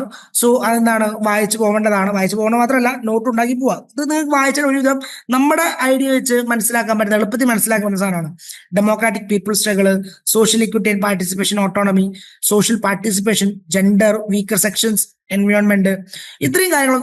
ബാക്കി പിന്നെ changing nature of the Indian state. ഇതൊക്കെ എന്താണ്, നിങ്ങൾക്ക് വായിച്ചാൽ സ്വന്തമായിട്ട് മനസ്സിലാക്കാൻ സാധിക്കുന്ന, അതിലുപരി നിങ്ങളുടേതായിട്ടുള്ള പോയിന്റ്സ്. ഇപ്പൊ ഈ ജെൻഡറിലും കാര്യങ്ങളൊക്കെ എന്താണ്, നമ്മുടേതായിട്ടുള്ള ഐഡിയാസ് നമുക്ക് കോൺട്രിബ്യൂട്ട് ചെയ്യാൻ പറ്റും. ഓക്കെ, തിയറിയായിട്ട് ബന്ധപ്പെടാത്ത രീതിയിലല്ല, കൃത്യമായിട്ട് തിയറിയോട് ചേർന്ന് പോകുന്ന രീതിയിൽ തന്നെ നമ്മുടെ വ്യൂ പോയിന്റ്സ് കൂടി ആഡ് ചെയ്യാൻ പറ്റുന്ന യൂണിറ്റ്സ് ആണ് ഇത്, യൂണിറ്റ് 8 മുതൽ യൂണിറ്റ് 11 വരെയുള്ളത്. ഓക്കെ, സോ അത് വായിച്ചു പോകുമ്പോൾ ഇത് ഒറ്റ സ്ട്രക്ചറിലായിട്ടാണ് വായിച്ചു പോവുക, കാരണം അത് ഏകദേശം ഒരേ സ്വഭാവം പുലർത്തുന്ന യൂണിറ്റ്സ് ആണ്, യൂണിറ്റ് 8 മുതൽ 11 വരെയുള്ളത്. സോ അതൊരു മീഡിയം ഈൽഡ് ആണ്, ഇമ്പോർട്ടന്റ് ആണ്. ഓക്കെ, ദെൻ യൂണിറ്റ് 12 നമ്മൾ 2 പറഞ്ഞ പോലെ തന്നെ ഏറ്റവും ഇമ്പോർട്ടന്റ് ആയിട്ടുള്ള യൂണിറ്റ് ആണ് ഇത്, യൂണിറ്റ് 12 എന്ന് പറയുന്നത്. അതെങ്ങനെയാണ്, bureaucracy in policy formulation, implementation, analysis. So ബ്യൂറോക്രസിയുടെ റോളും പോളിസി എന്താണെന്നുള്ളതും അതെങ്ങനെ ഇംപ്ലിമെന്റ് ചെയ്യാന്നുള്ളതും എങ്ങനെ അനാലിസ് ചെയ്യാന്നുള്ളതാണ് നമ്മൾ ഈ യൂണിറ്റിൽ പഠിച്ചത്. ഓക്കെ, സോ ഇതിന് 8 തവണ ഇത് എന്ത് ചെയ്തിട്ടുണ്ട്, ഫ്രീക്വന്റ് ആയിട്ട് ചോദിച്ചിട്ടുണ്ട്. ഓക്കെ, സോ ഡിസംബർ 2025 ചോദിച്ചിട്ടുണ്ട്. അതായത് ലേറ്റസ്റ്റ് ആയിട്ടുള്ള ഇതുവരെ കഴിഞ്ഞ എല്ലാത്തിലും ചോദിച്ചിട്ടുണ്ട്, ഈ യൂണിറ്റ് 12 ചോദിച്ചിട്ടുണ്ട്. സോ ഹൈ ഈൽഡ് ആണ്, ഇമ്പോർട്ടന്റ് ആണ്, മോസ്റ്റ് ഇമ്പോർട്ടന്റ് ആണ്. ഓക്കെ, അപ്പൊ എനിക്ക് തോന്നുന്നു 2ന്റെയും 12ന്റെയും ഒക്കെ നോട്ട് കൃത്യമായിട്ട് നിങ്ങളുടെ അടുത്ത് ഉണ്ടാവും തോന്നുന്നു. ഓക്കെ, അത് കാരണം അത് അത്രയും ഇമ്പോർട്ടന്റ് ആയിട്ടുള്ള യൂണിറ്റ് ആണ് 2ഉം 12ഉം എന്ന് പറയുന്നത്. ദെൻ യൂണിറ്റ് 13 വായിച്ചു പോകുന്ന ഇമ്പോർട്ടന്റ് ആയിട്ടുള്ള അല്ലെങ്കിൽ ഗുഡ് ആയിട്ടുള്ള അല്ലെങ്കിൽ ലോ ഈൽഡ് ആയിട്ടുള്ള യൂണിറ്റ് ആണ് ഏത്, contemporary context of Indian bureaucracy എന്ന് പറയുന്നത്. ഓക്കെ, സോ ഇവിടെ ബ്യൂറോക്രസിയെ ചോദിക്കാറുള്ളൂ, ഇന്ത്യൻ ബ്യൂറോക്രസി അങ്ങനെ ചോദിച്ചു കണ്ടിട്ടില്ല. 2 തവണയാണ് മുന്നേ ചോദിച്ചിട്ടുള്ളത്, ലാസ്റ്റ് ചോദിച്ചത് December 2023 then impact of globalisation on public administration, ഇവിടെ എന്തായാലും ചോദിക്കും. യൂണിറ്റ് 14 മോസ്റ്റ് ഇമ്പോർട്ടന്റ് ആണ് ഇത്. അതായത് റീസെന്റ് ആയിട്ട് മുന്നേ ചോദിച്ചില്ലായിരുന്നു, ഇപ്പൊ റീസെന്റ് ആയിട്ട് ഏത് ചോദിച്ചു വരുന്നുണ്ട്, ഗ്ലോബലൈസേഷനെ കുറിച്ച് ചോദിച്ചു വരുന്നുണ്ട്. ഡിസംബർ 2025 ഗ്ലോബലൈസേഷനെ കുറിച്ച് ഒരു പേപ്പർ ഉണ്ടായിരുന്നു, അതിൽ ചോദ്യം ഉണ്ടായിരുന്നു. ഓക്കെ, സോ ഗ്ലോബലൈസേഷൻ എന്താണ്, അതിന്റെ ഇമ്പാക്ട് എന്താണ്, അതിന്റെ ഇന്ത്യൻ പെർസ്പെക്റ്റീവ് എന്താണ് എന്നുള്ളതൊക്കെ കൃത്യമായിട്ട് പഠിച്ചു പോവുകയാണെങ്കിൽ എന്താണ്, ഇത് കൃത്യമായിട്ട് എളുപ്പത്തിൽ മനസ്സിലാക്കാൻ പറ്റും. ഓക്കെ, ഇതൊരു ഫിനോമിനയാണല്ലോ ഗ്ലോബലൈസേഷൻ എന്ന് പറയുന്നത്, അതൊരു തിയറി അല്ലല്ലോ. സോ നിങ്ങൾക്ക് എന്ത് ചെയ്യാൻ പറ്റും, ഉദാഹരണ സഹിതം നിങ്ങൾക്ക് എക്സാം എഴുതാൻ പറ്റും. ഓക്കെ, ഇതിപ്പോ ഇങ്ങനെയാണ്, ഈ ഗ്ലോബലൈസേഷൻ വന്നുകൊണ്ടെന്നുണ്ടായി ഒരു കൂടുതൽ ഇതുണ്ടായി, സോഷ്യൽ മീഡിയാസിനോ കുറച്ചും കൂടി എന്ത് കിട്ടി, സ്വാതന്ത്ര്യം കിട്ടി, അങ്ങനത്തെ സംഭവങ്ങളൊക്കെ ഉണ്ടല്ലോ. സോ അതൊക്കെ എന്ത് ചെയ്യാം, യൂണിറ്റ് 14 വരുന്ന ക്വസ്റ്റ്യൻസിൽ ആഡ് ആക്കി എഴുതാം. ദെൻ യൂണിറ്റ് 15 എന്താണ്, ലോ ഈൽഡ് ആണ്, അതായത് ട്രഡീഷണൽ ബ്യൂറോക്രാറ്റിക് പാരഡിം ആണ്. Okay, challenges to traditional bureaucratic paradigm ആണ്, 2024 മാത്രമേ ചോദിച്ചിട്ടുള്ളൂ. ദെൻ ഇമ്പോർട്ടന്റ് ആയിട്ടുള്ള ആണ് യൂണിറ്റ് 16 എന്ന് പറയുന്നത്, emerging concept of new public management, reinventing government. Okay, so അതെന്താണ്, അത്യാവശ്യം ഇമ്പോർട്ടന്റ് ആയിട്ടുള്ള സാധനം തന്നെയാണ്, ഡിസംബർ 2025 ചോദിച്ചിട്ടുണ്ട്. അതായത് റീസെന്റ് ആയിട്ട് ചോദിച്ചു വരുന്നതുകൊണ്ടാണ് നമ്മൾ ഇമ്പോർട്ടന്റ് ആണെന്ന് പറയുന്നത്. ഓക്കെ, ദെൻ യൂണിറ്റ് 17 എന്താണ്, ഇമ്പോർട്ടന്റ് ആണ്, കാരണം അത് ഗുഡ് ഗവേണൻസിന്റെ പാഠമാണ്. ഗുഡ് ഗവേണൻസ് ആകുമ്പോൾ എന്തായാലും കൺഫേം ആയിട്ട് ചോദിക്കും. അത് ഏത് തരത്തിൽ വേണോ ചോദിക്കാം, ചിലപ്പോൾ നിങ്ങളുടെ പെർസ്പെക്റ്റീവ് ചോദിക്കാം, ചിലപ്പോൾ അനാലിസിസ് ചെയ്യാൻ പറയാം, അല്ലെങ്കിൽ ഈ ഒരു ഇത്ര വർഷക്കാലങ്ങളിൽ ഇന്ത്യ എങ്ങനെയാണ് ഗുഡ് ഗവേണൻസ് പ്രാക്ടീസ് ചെയ്യുന്നതെന്ന് ചോദിക്കാം. ഓക്കെ, സോ ഈ ഗുഡ് ഗവേണൻസ് എന്തായാലും മസ്റ്റ് ആയിട്ട് പഠിച്ചു പോകേണ്ട കൺസെപ്റ്റ് ആണ്. ഓക്കെ, പഠിച്ചതിനപ്പുറം മനസ്സിലാക്കി പോകേണ്ട കൺസെപ്റ്റ് ആണ്, എന്തായാലും ചോദിക്കുന്ന സാധനമാണ്. ദെൻ യൂണിറ്റ് 18 മുതൽ 20 വരെ എന്താണ്, ഇമ്പോർട്ടന്റ് ആണ്, എന്നാൽ അത്ര റിപ്പീറ്റ് ചെയ്ത് ചോദിക്കാത്ത സാധനങ്ങളാണ്, എന്നാൽ ലാസ്റ്റ് ആയിട്ട് ചോദിച്ചിട്ടുമുണ്ട്, അതുകൊണ്ട് നമുക്ക് സ്കിപ്പ് ചെയ്യാനും പറ്റൂല. ഓക്കെ, സോ ഈ ഗവൺമെന്റൽ ഇൻസ്റ്റിറ്റ്യൂഷൻ ടുവേർഡ്സ് റിഫോംസിൽ നിന്ന് അങ്ങനെ പൊതുവെ ചോദ്യങ്ങൾ കണ്ടിട്ടില്ല. പക്ഷെ എന്നാലും സ്കിപ്പ് ചെയ്യേണ്ട, വായിച്ചു പോകണം. ഓക്കെ. ദെൻ യൂണിറ്റ് 19 വന്നു. 19 പറയുന്നതാണ് role of civil society organisation. 20 പറയുന്നത് എന്താണ്? Redefinition of conflict resolution. ഈ രണ്ടിടത്തും എന്താണ്? റീസെന്റ് ആയിട്ട് ചോദ്യം ചോദിച്ചിട്ടുണ്ട്. അതാണ് പ്രശ്നം. മുൻകാലങ്ങളിൽ അങ്ങനെ ചോദ്യങ്ങൾ കണ്ടിട്ടില്ല. എന്നാൽ റീസെന്റ് ആയിട്ട് ചോദ്യങ്ങൾ കാണുകയും ചെയ്യുമ്പോഴാണ് എന്തുണ്ടാവുക, നമ്മളത് സ്കിപ്പ് ചെയ്യാതിരിക്കുക. ഇപ്പൊ ബാക്കി യൂണിറ്റ് 18 ആകുമ്പോൾ അങ്ങനെ ചോദ്യങ്ങൾ കണ്ടിട്ടില്ല. അത് നിങ്ങൾക്ക് എന്താണ്, വായിച്ചു പോയാൽ മതി. പക്ഷെ 19 എന്താണ്, കുറച്ചും കൂടി അതായത് കൺസെപ്റ്റ് മനസ്സിലാക്കി തന്നെ പോകണം. ഓക്കെ. എപ്പോഴാണ്, കാരണം റീസെന്റ് ആയിട്ടുള്ള എക്സാംസിൽ ആ ചോദ്യങ്ങളുണ്ട്. സോ ഇനി വരുന്ന എക്സാംസിൽ അതിനുള്ള സാധ്യത കാണുന്നുണ്ട് നമ്മൾ. ദെൻ യൂണിറ്റ് 21 ലാസ്റ്റ് യൂണിറ്റ് ആണ് എത്തിക്കൽ കൺസേൺസ്. എന്തായാലും ഷുവർ ആയിട്ട് ചോദിക്കുന്ന ചോദ്യം. കാരണം എന്താ, ഈ അഡ്മിനിസ്ട്രേഷൻ എന്ന് പറയുമ്പോൾ നമ്മുടെ ഈ അഴിമതിയും കാര്യങ്ങളൊക്കെ ഏത് പെർസ്പെക്റ്റീവ് എന്നായിരുന്നത്, ഒരു എത്തിക്സ് ഇല്ലാത്തതിന്റെ കാര്യങ്ങൾ കൊണ്ടാണല്ലോ ഇവര് എന്താ പറയുക മാൽ പ്രാക്ടീസ് നടത്തുന്നത്. സോ അതൊക്കെ എന്തായാലും ഇന്ത്യൻ കോണ്ടെക്സ്റ്റിൽ എന്തായാലും എത്തിക്കൽ കൺസേൺസ് ചോദിക്കും. ഓക്കെ. സോ പബ്ലിക് അഡ്മിനിസ്ട്രേഷനിൽ എത്തിക്കൽ കൺസേൺസിന് ഇമ്പോർട്ടന്റ് എന്താണെന്നുള്ളത് എന്താണ് യൂണിറ്റ് 21 കൃത്യമായിട്ട് ചോദിക്കും ഷുവർ. കാരണം ഇതുവരെയുള്ള എല്ലാ എക്സാംസിലും നമ്മളങ്ങനെ കണ്ടിട്ടുണ്ട്. സോ ലാസ്റ്റ് എക്സാമിലും ഉണ്ട്, ഈ വരുന്ന എക്സാമിലും ഉണ്ടാവുമെന്നാണ് ഞാൻ പ്രതീക്ഷിക്കുന്നത്. ഓക്കെ. സോ ഇത്രയും യൂണിറ്റ്സ് ആണ് നമ്മുടെ ഏതൊക്കെയാണ് ഇമ്പോർട്ടന്റ് നിങ്ങൾ കൃത്യമായിട്ട് മനസ്സിലാക്കിയെന്ന് കരുതുക. ഒന്നാമത്തെ യൂണിറ്റ് നിന്ന് മുന്നേ ചോദിച്ചിട്ടുണ്ട്. 2ഉം 12ഉം 17ഉം ഏറ്റവും കൂടുതൽ PYQs ചോദിച്ചിട്ടുള്ളത്. ഓക്കെ. സോ അതുപോലെ തന്നെ പഠിക്കാം. ഓക്കെ. 21 ചോദിച്ചിട്ടുണ്ട്. സോ ഈ 15ഉം 18ഉം അങ്ങനെ എന്താണ് ചോദ്യങ്ങൾ കണ്ടിട്ടില്ല. 1, 3, 15, 18 അങ്ങനെ ചോദ്യങ്ങൾ കണ്ടിട്ടില്ല. പക്ഷെ എന്തായാലും സ്കിപ്പ് ചെയ്ത് പോകണ്ട. ഓക്കെ. ബാക്കിയുള്ള ഏകദേശം എന്തായാലും ചോദിച്ചു പോകുന്ന കൺസെപ്റ്റ് ആണ്. പക്ഷെ 2, 12, 17 ദെൻ 21 അല്ലെങ്കിൽ 2, 12, 17 എന്താണ് കൃത്യമായിട്ട് കൂടുതൽ സമയം നിങ്ങൾ ആ യൂണിറ്റിന്റെ മേലെ ഇരുന്നാൽ നിങ്ങൾക്ക് അത്രയും മാർക്ക് സ്കോർ ചെയ്യാൻ സാധിക്കും. ഓക്കെ. സോ റിപ്പീറ്റ് ചെയ്തിട്ടുള്ളത് തന്നെയാണ്.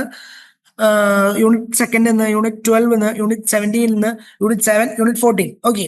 ദെൻ ഇതിൽ നിന്നൊക്കെയാണ് എന്ത് ചെയ്തിട്ടുള്ളത്, മോസ്റ്റ് ആയിട്ട് റിപ്പീറ്റ് ചെയ്തിട്ടുള്ളത്. നമ്മൾ ഡിസ്കസ് ചെയ്ത കാര്യം തന്നെയാണ്. സോ ഇനി നമുക്ക് കുറച്ച് PYQs നോക്കാം. ഓക്കെ. അതായത് ഹൈ പ്രോബിലിറ്റി ക്വസ്റ്റ്യൻസും ബാക്കി അതിന്റെ കൂടെയുള്ള സർപ്രൈസ് ടെസ്റ്റുകളായിട്ട് ചോദിക്കാൻ സാധ്യതയുള്ള ചോദ്യങ്ങൾ നമുക്ക് നോക്കാം. സോ ഫസ്റ്റ് ക്വസ്റ്റ്യൻ എന്ന് പറയുന്നത് എന്താണ്? Discuss the contribution of Marx Weber Riggs to the society administration relationship. Okay. So ഇവിടെ വളരെ സിമ്പിൾ ആയിട്ട് നമുക്ക് സെക്കൻഡ് യൂണിറ്റ് എന്നുള്ള ചോദ്യമാണ്. വളരെ സിമ്പിൾ ആയിട്ട് മനസ്സിലാക്കാൻ പറ്റുന്നതും എന്നാൽ നന്നായിട്ട് മാർക്ക് സ്കോർ ചെയ്യാൻ പറ്റുന്ന ചോദ്യമാണ്. ഓക്കെ. ഇവിടെ ചോദിച്ചിട്ടുള്ളത് എന്താണ്? ഇവിടെ കോൺട്രിബ്യൂഷനെ ചോദിച്ചിട്ടുള്ളൂ. മാക്സിന്റെ, വെബറിന്റെ, റിക്സിന്റെ കോൺട്രിബ്യൂഷൻ. അതായത് ഇവര് സൊസൈറ്റി ആൻഡ് അഡ്മിനിസ്ട്രേഷൻ റിലേഷൻഷിപ്പിന് എന്താണ് കോൺട്രിബ്യൂട്ട് ചെയ്തിട്ടുള്ളത്. നിങ്ങൾക്ക് സിമ്പിൾ ആയിട്ട് എന്ത് എഴുതാം, ആദ്യം സൊസൈറ്റി ആൻഡ് അഡ്മിനിസ്ട്രേഷൻ എന്താണെന്ന് എഴുതാം. എന്നിട്ട് അത് എഴുതി കഴിഞ്ഞിട്ട് ഈ 3 പേരെ ഉണ്ടല്ലോ, 3 പേരെ സെപ്പറേറ്റ് ആക്കിയിട്ട് അങ്ങ് എഴുതി വെച്ചാൽ മതി. അത് എന്താണ് മാത്സിന്റെ തിയറീസ് ഏതൊക്കെയാണ്, കാൾ മാർക്സ് ഏത് ടൈപ്പ് തിയറീസ് ആണ് ചെയ്തിട്ടുള്ളത്, ഏത് വർഷങ്ങളിലാണ്, ഏതൊക്കെ ഐഡിയാസ് ആണ് അദ്ദേഹം സപ്പോർട്ട് ചെയ്യുന്നത് എന്നുള്ളത്. ദെൻ മാക്സ് വെബർ എന്താണ് അദ്ദേഹം പറഞ്ഞത്, ബ്യൂറോക്രസിയെ കുറിച്ച് എന്താണ് അദ്ദേഹം പറഞ്ഞിട്ടുള്ളത് എന്നൊക്കെ. അതായത് ഓരോരുത്തർക്കും സെപ്പറേറ്റ് ആയിട്ട് സബ് ഹെഡിങ് കൊടുത്ത് എഴുതുക. ദെൻ ഒരു കൺക്ലൂഷൻ കൊടുക്കുക. ആ കൺക്ലൂഡ് ചെയ്യുമ്പോൾ എങ്ങനെ വേണം, ഇത് കൃത്യമായിട്ട് ഇവരെ എങ്ങനെയാണ് ഈ 3 പേരും സൊസൈറ്റി ആൻഡ് അഡ്മിനിസ്ട്രേഷൻ റിലേഷൻഷിപ്പിനെ എങ്ങനെയാണ് സപ്പോർട്ട് ചെയ്തിട്ടുള്ളത് എന്നുള്ള രീതി വേണം എന്ത് ചെയ്യാൻ, കൺക്ലൂഡ് ചെയ്യാൻ. Okay. Then second question, describe the Inter relationship among the concept of state, society and public administration. Okay. അതായത് എന്താണ് സ്റ്റേറ്റ്, എന്താണ് സൊസൈറ്റി, എന്താണ് പബ്ലിക് അഡ്മിനിസ്ട്രേഷൻ, ഇതെങ്ങനെ കണക്ട് ചെയ്തിരിക്കുന്നു. ഓക്കെ. അത്രേ ചോദിക്കുന്നുള്ളൂ. സോ ഇത് ജസ്റ്റ് ആദ്യം public administration, state, society, public administration എഴുതുക. എന്നിട്ട് ഓരോന്ന് എന്താണെന്ന് എക്സ്പ്ലെയിൻ ചെയ്യാം. ഓക്കെ. സോ എക്സ്പ്ലെയിൻ ചെയ്യുമ്പോൾ എല്ലാത്തിനും ഒരു ഇൻട്രൊഡക്ഷൻ വേണം. ഇൻട്രൊഡക്ഷൻ ഒരു 2 or 3 സെന്റൻസിലായാലും മതി. പക്ഷെ കൃത്യമായിട്ട് അതായത് എന്താണ് ഇത്, എങ്ങനെയാണ് ഇത് ഉണ്ടായത്, ഓക്കെ, അങ്ങനത്തെ കാര്യങ്ങളാണ്. ഇൻട്രൊഡക്ഷൻ ഇല്ലാത്ത ഒരു കാര്യം എഴുതുന്നുണ്ട്. ഡയറക്റ്റ് നിങ്ങൾ ബോഡിയിലോട്ട് പോകരുത്. ഇൻട്രൊഡക്ഷൻ കൊടുത്തതിന് ശേഷം മാത്രമേ ഏതൊരു ബോഡിയിലോട്ടും പോകേണ്ടതുള്ളൂ. ഓക്കെ. ഇതിന്റെ ഫുൾ ആൻസേഴ്സും എന്താണ് ബാക്കി കാര്യങ്ങളൊക്കെ എങ്ങനെ സ്കോർ ചെയ്യണമെന്നൊക്കെ നമ്മുടെ ബുക്ക്ലെറ്റിലുണ്ട്. ബുക്ക്ലെറ്റ് നമ്മൾ പ്രൊവൈഡ് ചെയ്തിട്ടുള്ളതാണ്. ഓക്കെ. വീട്ടിലിരുന്ന് ഡിഗ്രി PG പഠിക്കാം. ഇന്ത്യയിലെ ഏറ്റവും മികച്ച ഇഗ്നോ സപ്പോർട്ട് പ്ലാറ്റ്ഫോമായ ലേൺവൈസിന്റെ സഹായത്തോടെ രാജ്യത്തെ ഏറ്റവും മികച്ച ഡിസ്റ്റൻസ് എഡ്യൂക്കേഷൻ യൂണിവേഴ്സിറ്റിയായ ഇഗ്നോയിൽ നിന്നും ഡിഗ്രി അല്ലെങ്കിൽ PG നേടാം. കൂടുതൽ വിവരങ്ങൾക്കായി എത്രയും പെട്ടെന്ന് സ്ക്രീനിൽ കാണുന്ന നമ്പറിൽ വാട്സ്ആപ്പ് വഴിയോ കോൾ വഴിയോ ബന്ധപ്പെടുക. ലിബറൽ ആൻഡ് മാർക്സിസ്റ്റ് പെർസ്പെക്ടീവ് സ്റ്റേറ്റിന് ഏതൊക്കെ വന്നിട്ടുണ്ട്? Examine the liberal and Marxist perspective of the nature of the state. ഇവിടെ എന്താണ് ലിബറലിസം, അല്ലെങ്കിൽ എന്താണ് ലിബറൽ പെർസ്പെക്ടീവ്, എന്താണ് മാർക്സിസം, എന്താണ് അദ്ദേഹം കാൾ മാർക്സ് പറഞ്ഞിട്ടുള്ളത് എന്നുള്ളത് മാത്രം പഠിച്ചു പോയാൽ തന്നെ നിങ്ങൾക്ക് ഇത് സുഖമായിട്ട് എഴുതാൻ പറ്റും. ഇതൊന്നും കയ്യിൽ നിന്നിട്ടുണ്ട് യാതൊരു ആവശ്യമില്ല. കാരണം ഇഷ്ടംപോലെ കാര്യങ്ങൾ നമ്മൾ തന്നെ നോട്ടായിട്ട് തന്നിട്ടുണ്ട്. അപ്പോൾ മാത്രമല്ല നിങ്ങൾ നോട്ട് ഉണ്ടാക്കിയിട്ടുണ്ടെന്ന് ഞാൻ കരുതുന്നുണ്ട്. സോ നമ്മുടെ നോട്ട് വായിച്ചാൽ തന്നെ നിങ്ങൾക്ക് അത്യാവശ്യത്തിലധികം ഐഡിയാസ് കിട്ടും. ഓക്കെ, സോ അത് കൃത്യമായിട്ട് എഴുതാം. ഓക്കെ, എങ്ങനെയാണ് ഇതൊരു കമ്പാരിസൺ അല്ല ശരിക്കും ചോദിച്ചിട്ടുള്ളത്. ഇത് രണ്ടും എന്താണ്, എങ്ങനെയാണ് സ്റ്റേറ്റിനെ ഇൻഫ്ലുവൻസ് ചെയ്യുന്നത് എന്നാണ് ചോദിച്ചിട്ടുള്ളത്. ദെൻ നിയോ ലിബറൽ പെർസ്പെക്റ്റീവ് എന്ന്, അതായത് മോസ്റ്റ് റിപ്പീറ്റ് ചെയ്തുള്ള ക്വസ്റ്റ്യൻ ആണ് ഇത്. Discuss the evaluation and concept of neo liberalism and it's impact on public administration. നമ്മളവിടെ കാൾ മാർക്സിന്റെ ലിബറലൈസേഷൻ ആണ് പഠിച്ചതെങ്കിൽ ഇവിടെ എന്താണ്, നിയോ ലിബറൽ കൺസെപ്റ്റ് ആണ്, നിയോ ലിബറലിസം ആണ്. കാരണം എന്താണ്, ഈ ലിബറലിസം ഓൾറെഡി കഴിഞ്ഞ് ഒരു പുതിയ ലിബറലിസത്തിനാണ് നമ്മൾ നിയോ ലിബറലിസം എന്ന് പറയുക. സോ കറന്റ് സിനാരിയോയിൽ എങ്ങനെയാണ് ലിബറലിസം വർക്ക് ചെയ്യുന്നത്, അതായത് കുറച്ചും കൂടി ഇൻഡിവിജ്വൽ ഫ്രീഡം, കുറച്ചുകൂടി എങ്ങനെയാണ് ഇവർക്കൊരു ഇൻഡിവിജ്വാലിറ്റി ഉണ്ടോ, അതായത് അത്തരത്തിലുള്ള കുറച്ചും കൂടി ഫ്രീഡം എന്നതിനപ്പുറം കുറച്ചും കൂടി എന്താ പറയുക അവരുടെ സ്പേസ് എന്നൊരു കൺസെപ്റ്റിലോട്ട് മാറിയല്ലോ. സോ അത്തരത്തിലുള്ള ക്വസ്റ്റ്യൻസ് ആണ് ഏതിൽ അർത്ഥമാക്കുന്നത്, ഈ ഒരു ക്വസ്റ്റ്യൻ കൊണ്ട് അർത്ഥമാക്കുന്നത്. Discuss the valuation of and concept of neo liberalism and impact. Okay, അപ്പോൾ നിയോ ലിബറലിസം എന്താണെന്ന് എഴുതാം. ഈ നിയോ ലിബറലിസം എഴുതുന്നതിന് മുന്നേ എന്ത് വേണമെങ്കിൽ എഴുതാം, കുറച്ച് ലിബറലിസത്തെ കുറിച്ച് നിങ്ങൾ എഴുതാം. കാരണം ഗ്യാസ് അടിക്കലാണ് അത്, പക്ഷെ എന്നാലും എന്താണ് നിയോ ലിബറലിസം എന്താണെന്ന് കുറച്ചുകൂടി ഐഡിയ കിട്ടാൻ അത് സഹായിക്കും. Okay, Gandhian perspective. നമ്മൾ പറഞ്ഞു ഗാന്ധിയൻ പെർസ്പെക്റ്റീവ് എന്തായാലും ചോദ്യങ്ങൾ വരാതെ പോകില്ല. Discuss the Gandhian critique of the modern state and his theory of trusteeship. അതായത് ഗാന്ധിയൻ മോഡൽസ്, ഈ ഗാന്ധിയൻ പെർസ്പെക്റ്റീവ് പറയുമ്പോൾ തന്നെ നമ്മൾ എന്തൊക്കെ നോക്കണം, ഗാന്ധിയന്റെ ഐഡിയാസ് പറയും, ക്രിട്ടിക്സ് പറയും, പിന്നെ അദ്ദേഹത്തിന്റെ സജഷൻസ് പറയും. സോ ഇത് ഓരോന്നും അതും എന്താ പറയാ ഗാന്ധിയൻ പെർസ്പെക്റ്റീവ് എന്താണെന്ന് എഴുതാം.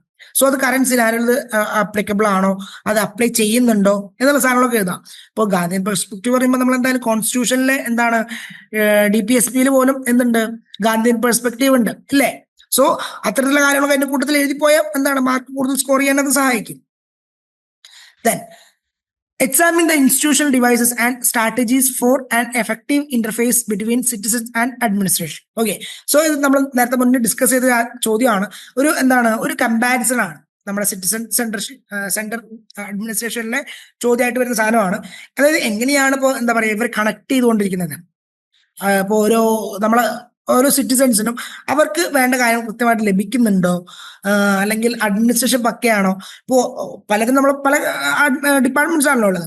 സോ ഈ എല്ലാ ഡിപ്പാർട്ട്മെന്റിലും നമുക്ക് അപ്രോച്ച് ചെയ്യാൻ എളുപ്പമാണോ, ഇത് കാലതാമസം പിടിക്കുന്നുണ്ടോ എന്നുള്ള കാര്യങ്ങളൊക്കെ എന്താണ് നിങ്ങളുടെ ഒരു ധാരണയുണ്ടല്ലോ, സൊസൈറ്റിയിൽ നടക്കുന്ന ധാരണകൾ, ആ ധാരണ കൂടി ഉൾപ്പെടുത്തിയിട്ട് നമ്മൾ തന്ന നോട്ടും കൂടി മിക്സ് ആക്കിയിട്ട് ഒരു ഉത്തരമാണ് ഇതിന് കൊടുക്കുന്നത്. Okay, institutional devices and strategies for effective interface between citizen and administration ആണ്. അതിന്റെ കൂട്ടത്തിൽ തന്നെ നിങ്ങൾക്ക് എന്തൊക്കെ എഴുതി പോവാം, ഈ സിറ്റിസൺസിന് വേണ്ടിയിട്ട് ഗവൺമെന്റ് എന്തൊക്കെ ഇനീഷ്യേറ്റീവ്സ് ആണ് എടുത്തിട്ടുള്ളത്. ഇപ്പൊ ഈ RTA ഒക്കെ ഉണ്ടല്ലോ, അതൊക്കെ നിങ്ങൾക്ക് എന്ത് പറഞ്ഞു പോവാം, ഇതിന്റെ കൂട്ടത്തിൽ പറഞ്ഞു പോവാം.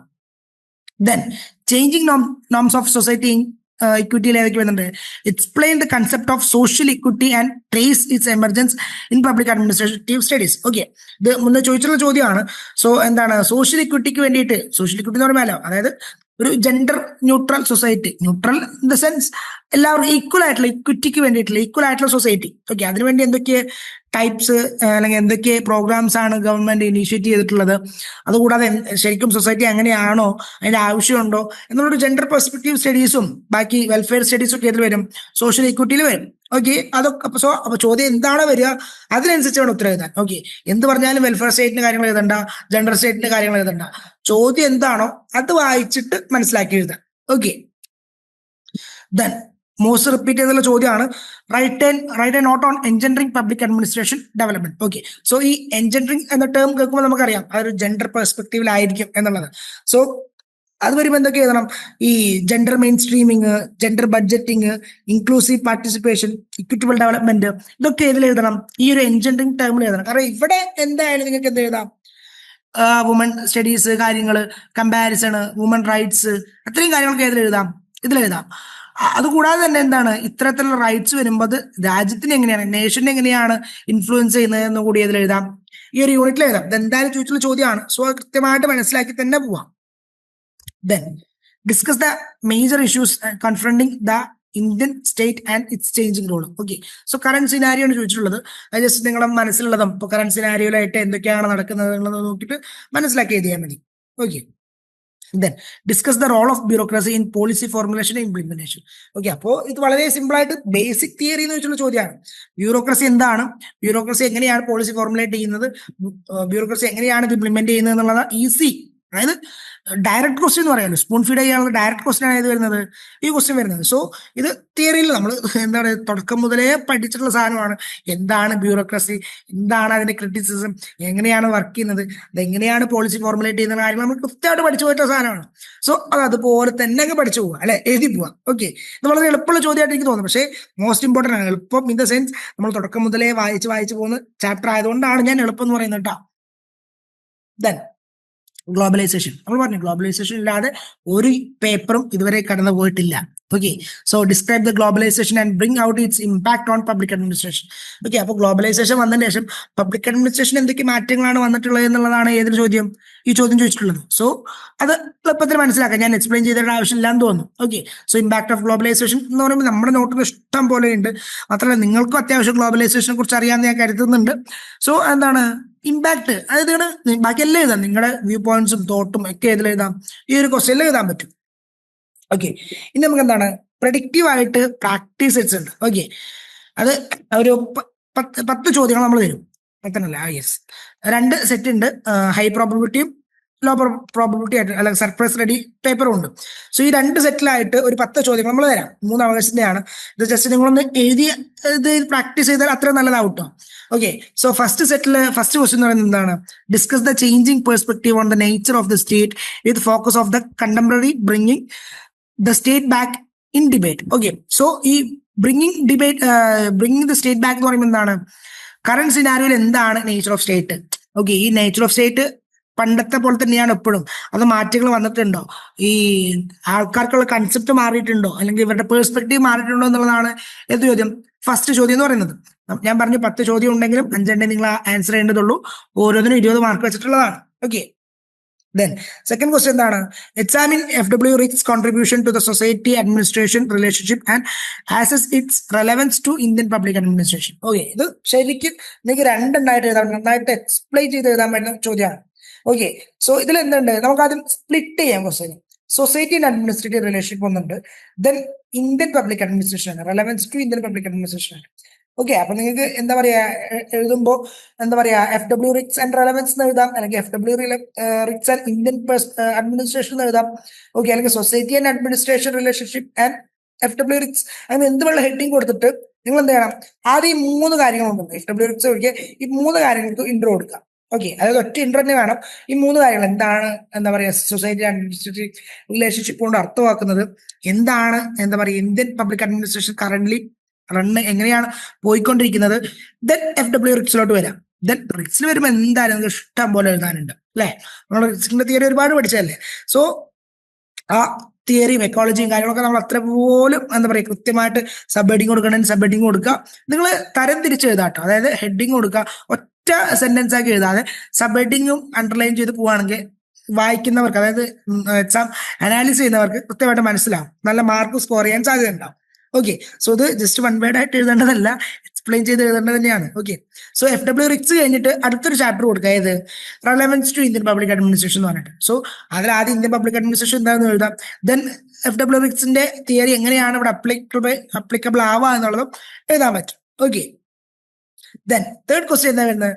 Discuss the neoliberal perspective of the state and analyze its impact on the discipline of public administration.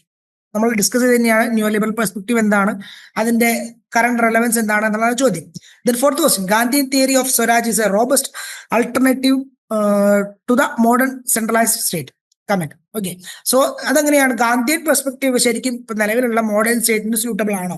അതായത് ഇത്രയും സ്ട്രോങ് ആയിട്ടുള്ള ഒരു സംഭവമാണോ ഗാന്ധിയൻ പെർസ്പെക്റ്റീവ് എന്നുള്ളതാണ് ഈ ചോദ്യം ഉദ്ദേശിക്കുന്നത്. ഓക്കെ, ഗാന്ധിയൻ തിയറി എപ്പോഴും എന്താണ്? അത് 2 ടൈപ്പ് ആണല്ലോ. ഒന്ന് ഇൻഡിവിജ്വൽ ഗ്രോത്തും വേണം, ദെൻ കമ്മ്യൂണിറ്റി ഗ്രോത്തും വേണം. സെൻട്രലൈസ്ഡ് എന്ന് പറയുമ്പോൾ അങ്ങനെയല്ല, ഇൻഡിവിജ്വൽ ഗ്രോത്തിന് അവിടെ പ്രാധാന്യം കൊടുക്കുന്നില്ല മോഡേൺ സെൻട്രലൈസ്ഡ് സ്റ്റേറ്റുകളിൽ.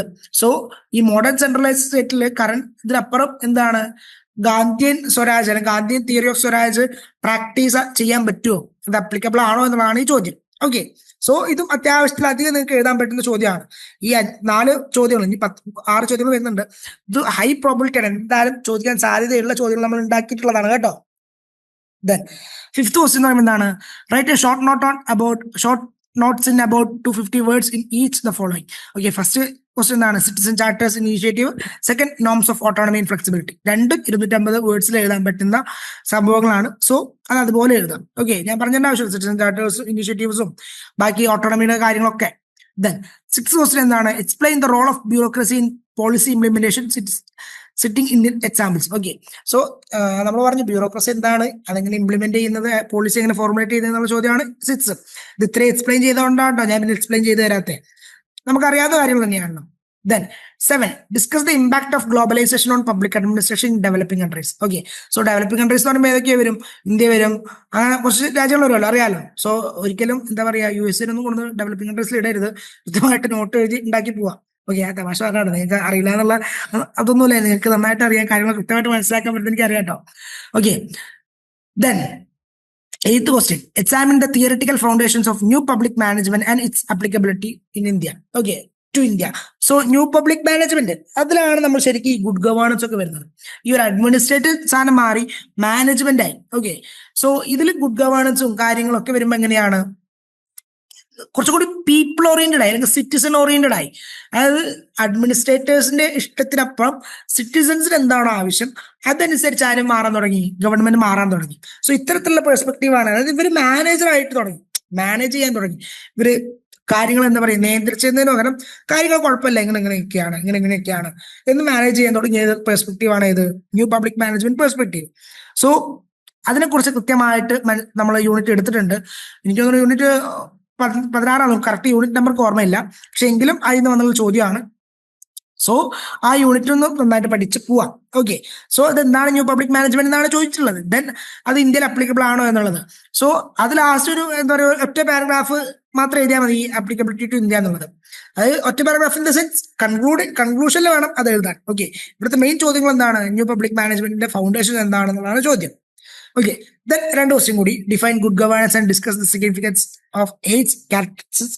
ദെൻ 10ാമത്തെ ചോദ്യം എന്താണ്? Write a short on engendering public administration, code of administrative ethics. Okay, രണ്ടും നന്നായിട്ട് എഴുതാൻ പറ്റുന്ന കാര്യങ്ങളാണ്. ഓക്കെ, നമ്മൾ ഗുഡ് ഗവേണൻസിന്റെ ചാപ്റ്ററിൽ ഒരു 8 ക്യാരക്ടേഴ്സ് പഠിച്ചിട്ടുണ്ടല്ലോ, അത് ഓർമ്മ ഉണ്ടാവുന്ന ഞാൻ കരുതുന്നു. സോ 8 കൃത്യമായിട്ട് എക്സ്പ്ലെയിൻ ചെയ്ത് എഴുതാം. ഓക്കെ, ദെൻ ഗുഡ് ഗവേണൻസ് ഞാൻ പറഞ്ഞിരേണ്ട ആവശ്യമില്ലല്ലോ, നമ്മൾ ഇത്രയും പറഞ്ഞ സാധനമാണ് ഗുഡ് ഗവേണൻസ്. സോ ആ ഗുഡ് ഗവേണൻസ് എന്താണ് എന്നുള്ളതും കറന്റ് സിനാരി എന്താണെന്നുള്ളതും അത് എങ്ങനെയാണ്, അതിന് എന്തൊക്കെ ടൂൾസ് ആണ് ഇവർ ഉപയോഗിക്കുന്നത് എന്നുള്ളതൊക്കെ എന്താ പറയാ 9ാമത്തെ ക്വസ്റ്റ്യനിൽ എഴുതാം. അത് എന്തായാലും ചോദിക്കാൻ സാധ്യതയുള്ള ചോദ്യങ്ങൾ തന്നെയാണ്. ദെൻ 10ാമത് എന്താണ്? Write a short note engendering public administration, നമ്മൾ ഡിസ്കസ് ചെയ്തു. Code of administrative ethics. Okay, so അഡ്മിനിസ്ട്രേറ്റേഴ്സിന് ഒരു ബോധം വേണം. ഓക്കെ, ഈ എത്തിക്സ് എന്നതിനപ്പുറം എന്താണ്, ഒരു കരുതൽ എന്ന ടേം ആണ് ഞാൻ എത്തിക്സിന് ഉപയോഗിക്കുക. കാരണം എന്താണ്, എത്തിക്സ് നമ്മളെപ്പോഴും എന്താ പറയാ ബോധമുള്ളവരായിരിക്കുക, കരുതലുള്ളവരായിരിക്കുക. ഈ രാജ്യഭരണം അല്ലെങ്കിൽ അഡ്മിനിസ്ട്രേഷൻ എന്ന് പറയുന്നത് കേവലം എൻ്റെ നാട്ടിലോട്ട് സാധനം കൊണ്ടുപോകാനുള്ളതല്ല, അല്ലെങ്കിൽ എൻ്റെ കമ്മ്യൂണിറ്റിക്ക് നന്നാവാനുള്ളതല്ല, രാജ്യം മൊത്തം എല്ലാവർക്കും ഉള്ളതാണ്, രാജ്യം ആരുടെ സ്വത്തല്ല എന്നുള്ള സാധനങ്ങളൊക്കെ ഉണ്ടല്ലോ. മാത്രമല്ല ഞാനല്ല ഇവിടെ ഉണ്ടാവുന്നത്, അതായത് NSSന്റെ മോട്ടോ ഉണ്ട്, നോട്ട് മീ ബട്ട് യു. ആ ഒരു പെർസ്പെക്റ്റീവാണ്. കാരണം എൻ്റെ ഇതിന് വേണ്ടിയിട്ട് എന്താ പറയാ പ്രോഫിറ്റിന് വേണ്ടിയിട്ടല്ല ഞാൻ പ്രവർത്തിക്കേണ്ടത്, ബാക്കി അവർക്ക് സർവീസ് ചെയ്യാൻ വേണ്ടിയിട്ടുള്ള മെന്റാലിറ്റിയാണ് ആർക്കുണ്ടാവേണ്ടത്, അഡ്മിനിസ്ട്രേറ്റേഴ്സിന് ഉണ്ടാവേണ്ടത്. സോ അങ്ങനത്തെ ഒരു മെന്റാലിറ്റി ഉണ്ട് എങ്കിൽ തന്നെ എന്ത് സംഭവിക്കാം, രാജ്യം വളരെ നല്ല രീതിയിൽ മുന്നോട്ട് പോകും. ഓക്കെ, സോ അത്തരത്തിലുള്ള ചോദ്യങ്ങളാണ് ഈ 10 ചോദ്യങ്ങൾ എന്തായാലും. അതായത് നമ്മൾ കുട്ടികൾ കഷ്ടപ്പെട്ടിട്ടുള്ള സെറ്റാട്ടോ, ഇതിനെന്തായാലും 2 ചോദ്യങ്ങളും ചോദിക്കും. അതായത് ഈ 10 എന്തായാലും 10 ചോദ്യങ്ങൾ എന്തായാലും, അതായത് ഈ ടോപ്പിക്കിന് വരും. ഈ 2 ഞാൻ ഉദ്ദേശിച്ചത് എന്താണ്, ഇതേ ടേമിൽ ഇതേ ചോദ്യങ്ങൾ ചിലപ്പോൾ 2 വന്നേക്കാം. ഓക്കെ, അതാണ് ഉദ്ദേശിച്ചത്. സോ ഫസ്റ്റ് ഞാൻ ഒന്ന് റിപ്പീറ്റ് ചെയ്യാം. ഫസ്റ്റ് ക്വസ്റ്റ്യൻ എന്താണ്? Discuss the changing perspective of nature of the state with focus on the contemporary, bringing the state back in debate. Then second question ഏതാണ്? Examine its contribution to the society administration relationship and assess its relevance to Indian public administration. Third question എന്തായിരുന്നു? Discuss the neo liberal perspective of the state and analysis its impact on the discipline of public administration. Then Gandhian theory of Swaraj is a robust alternative to the modern centralised state. Then write short note citizen charter initiative, norms of autonomy and flexibility. Then role of bureaucracy and policy implementation.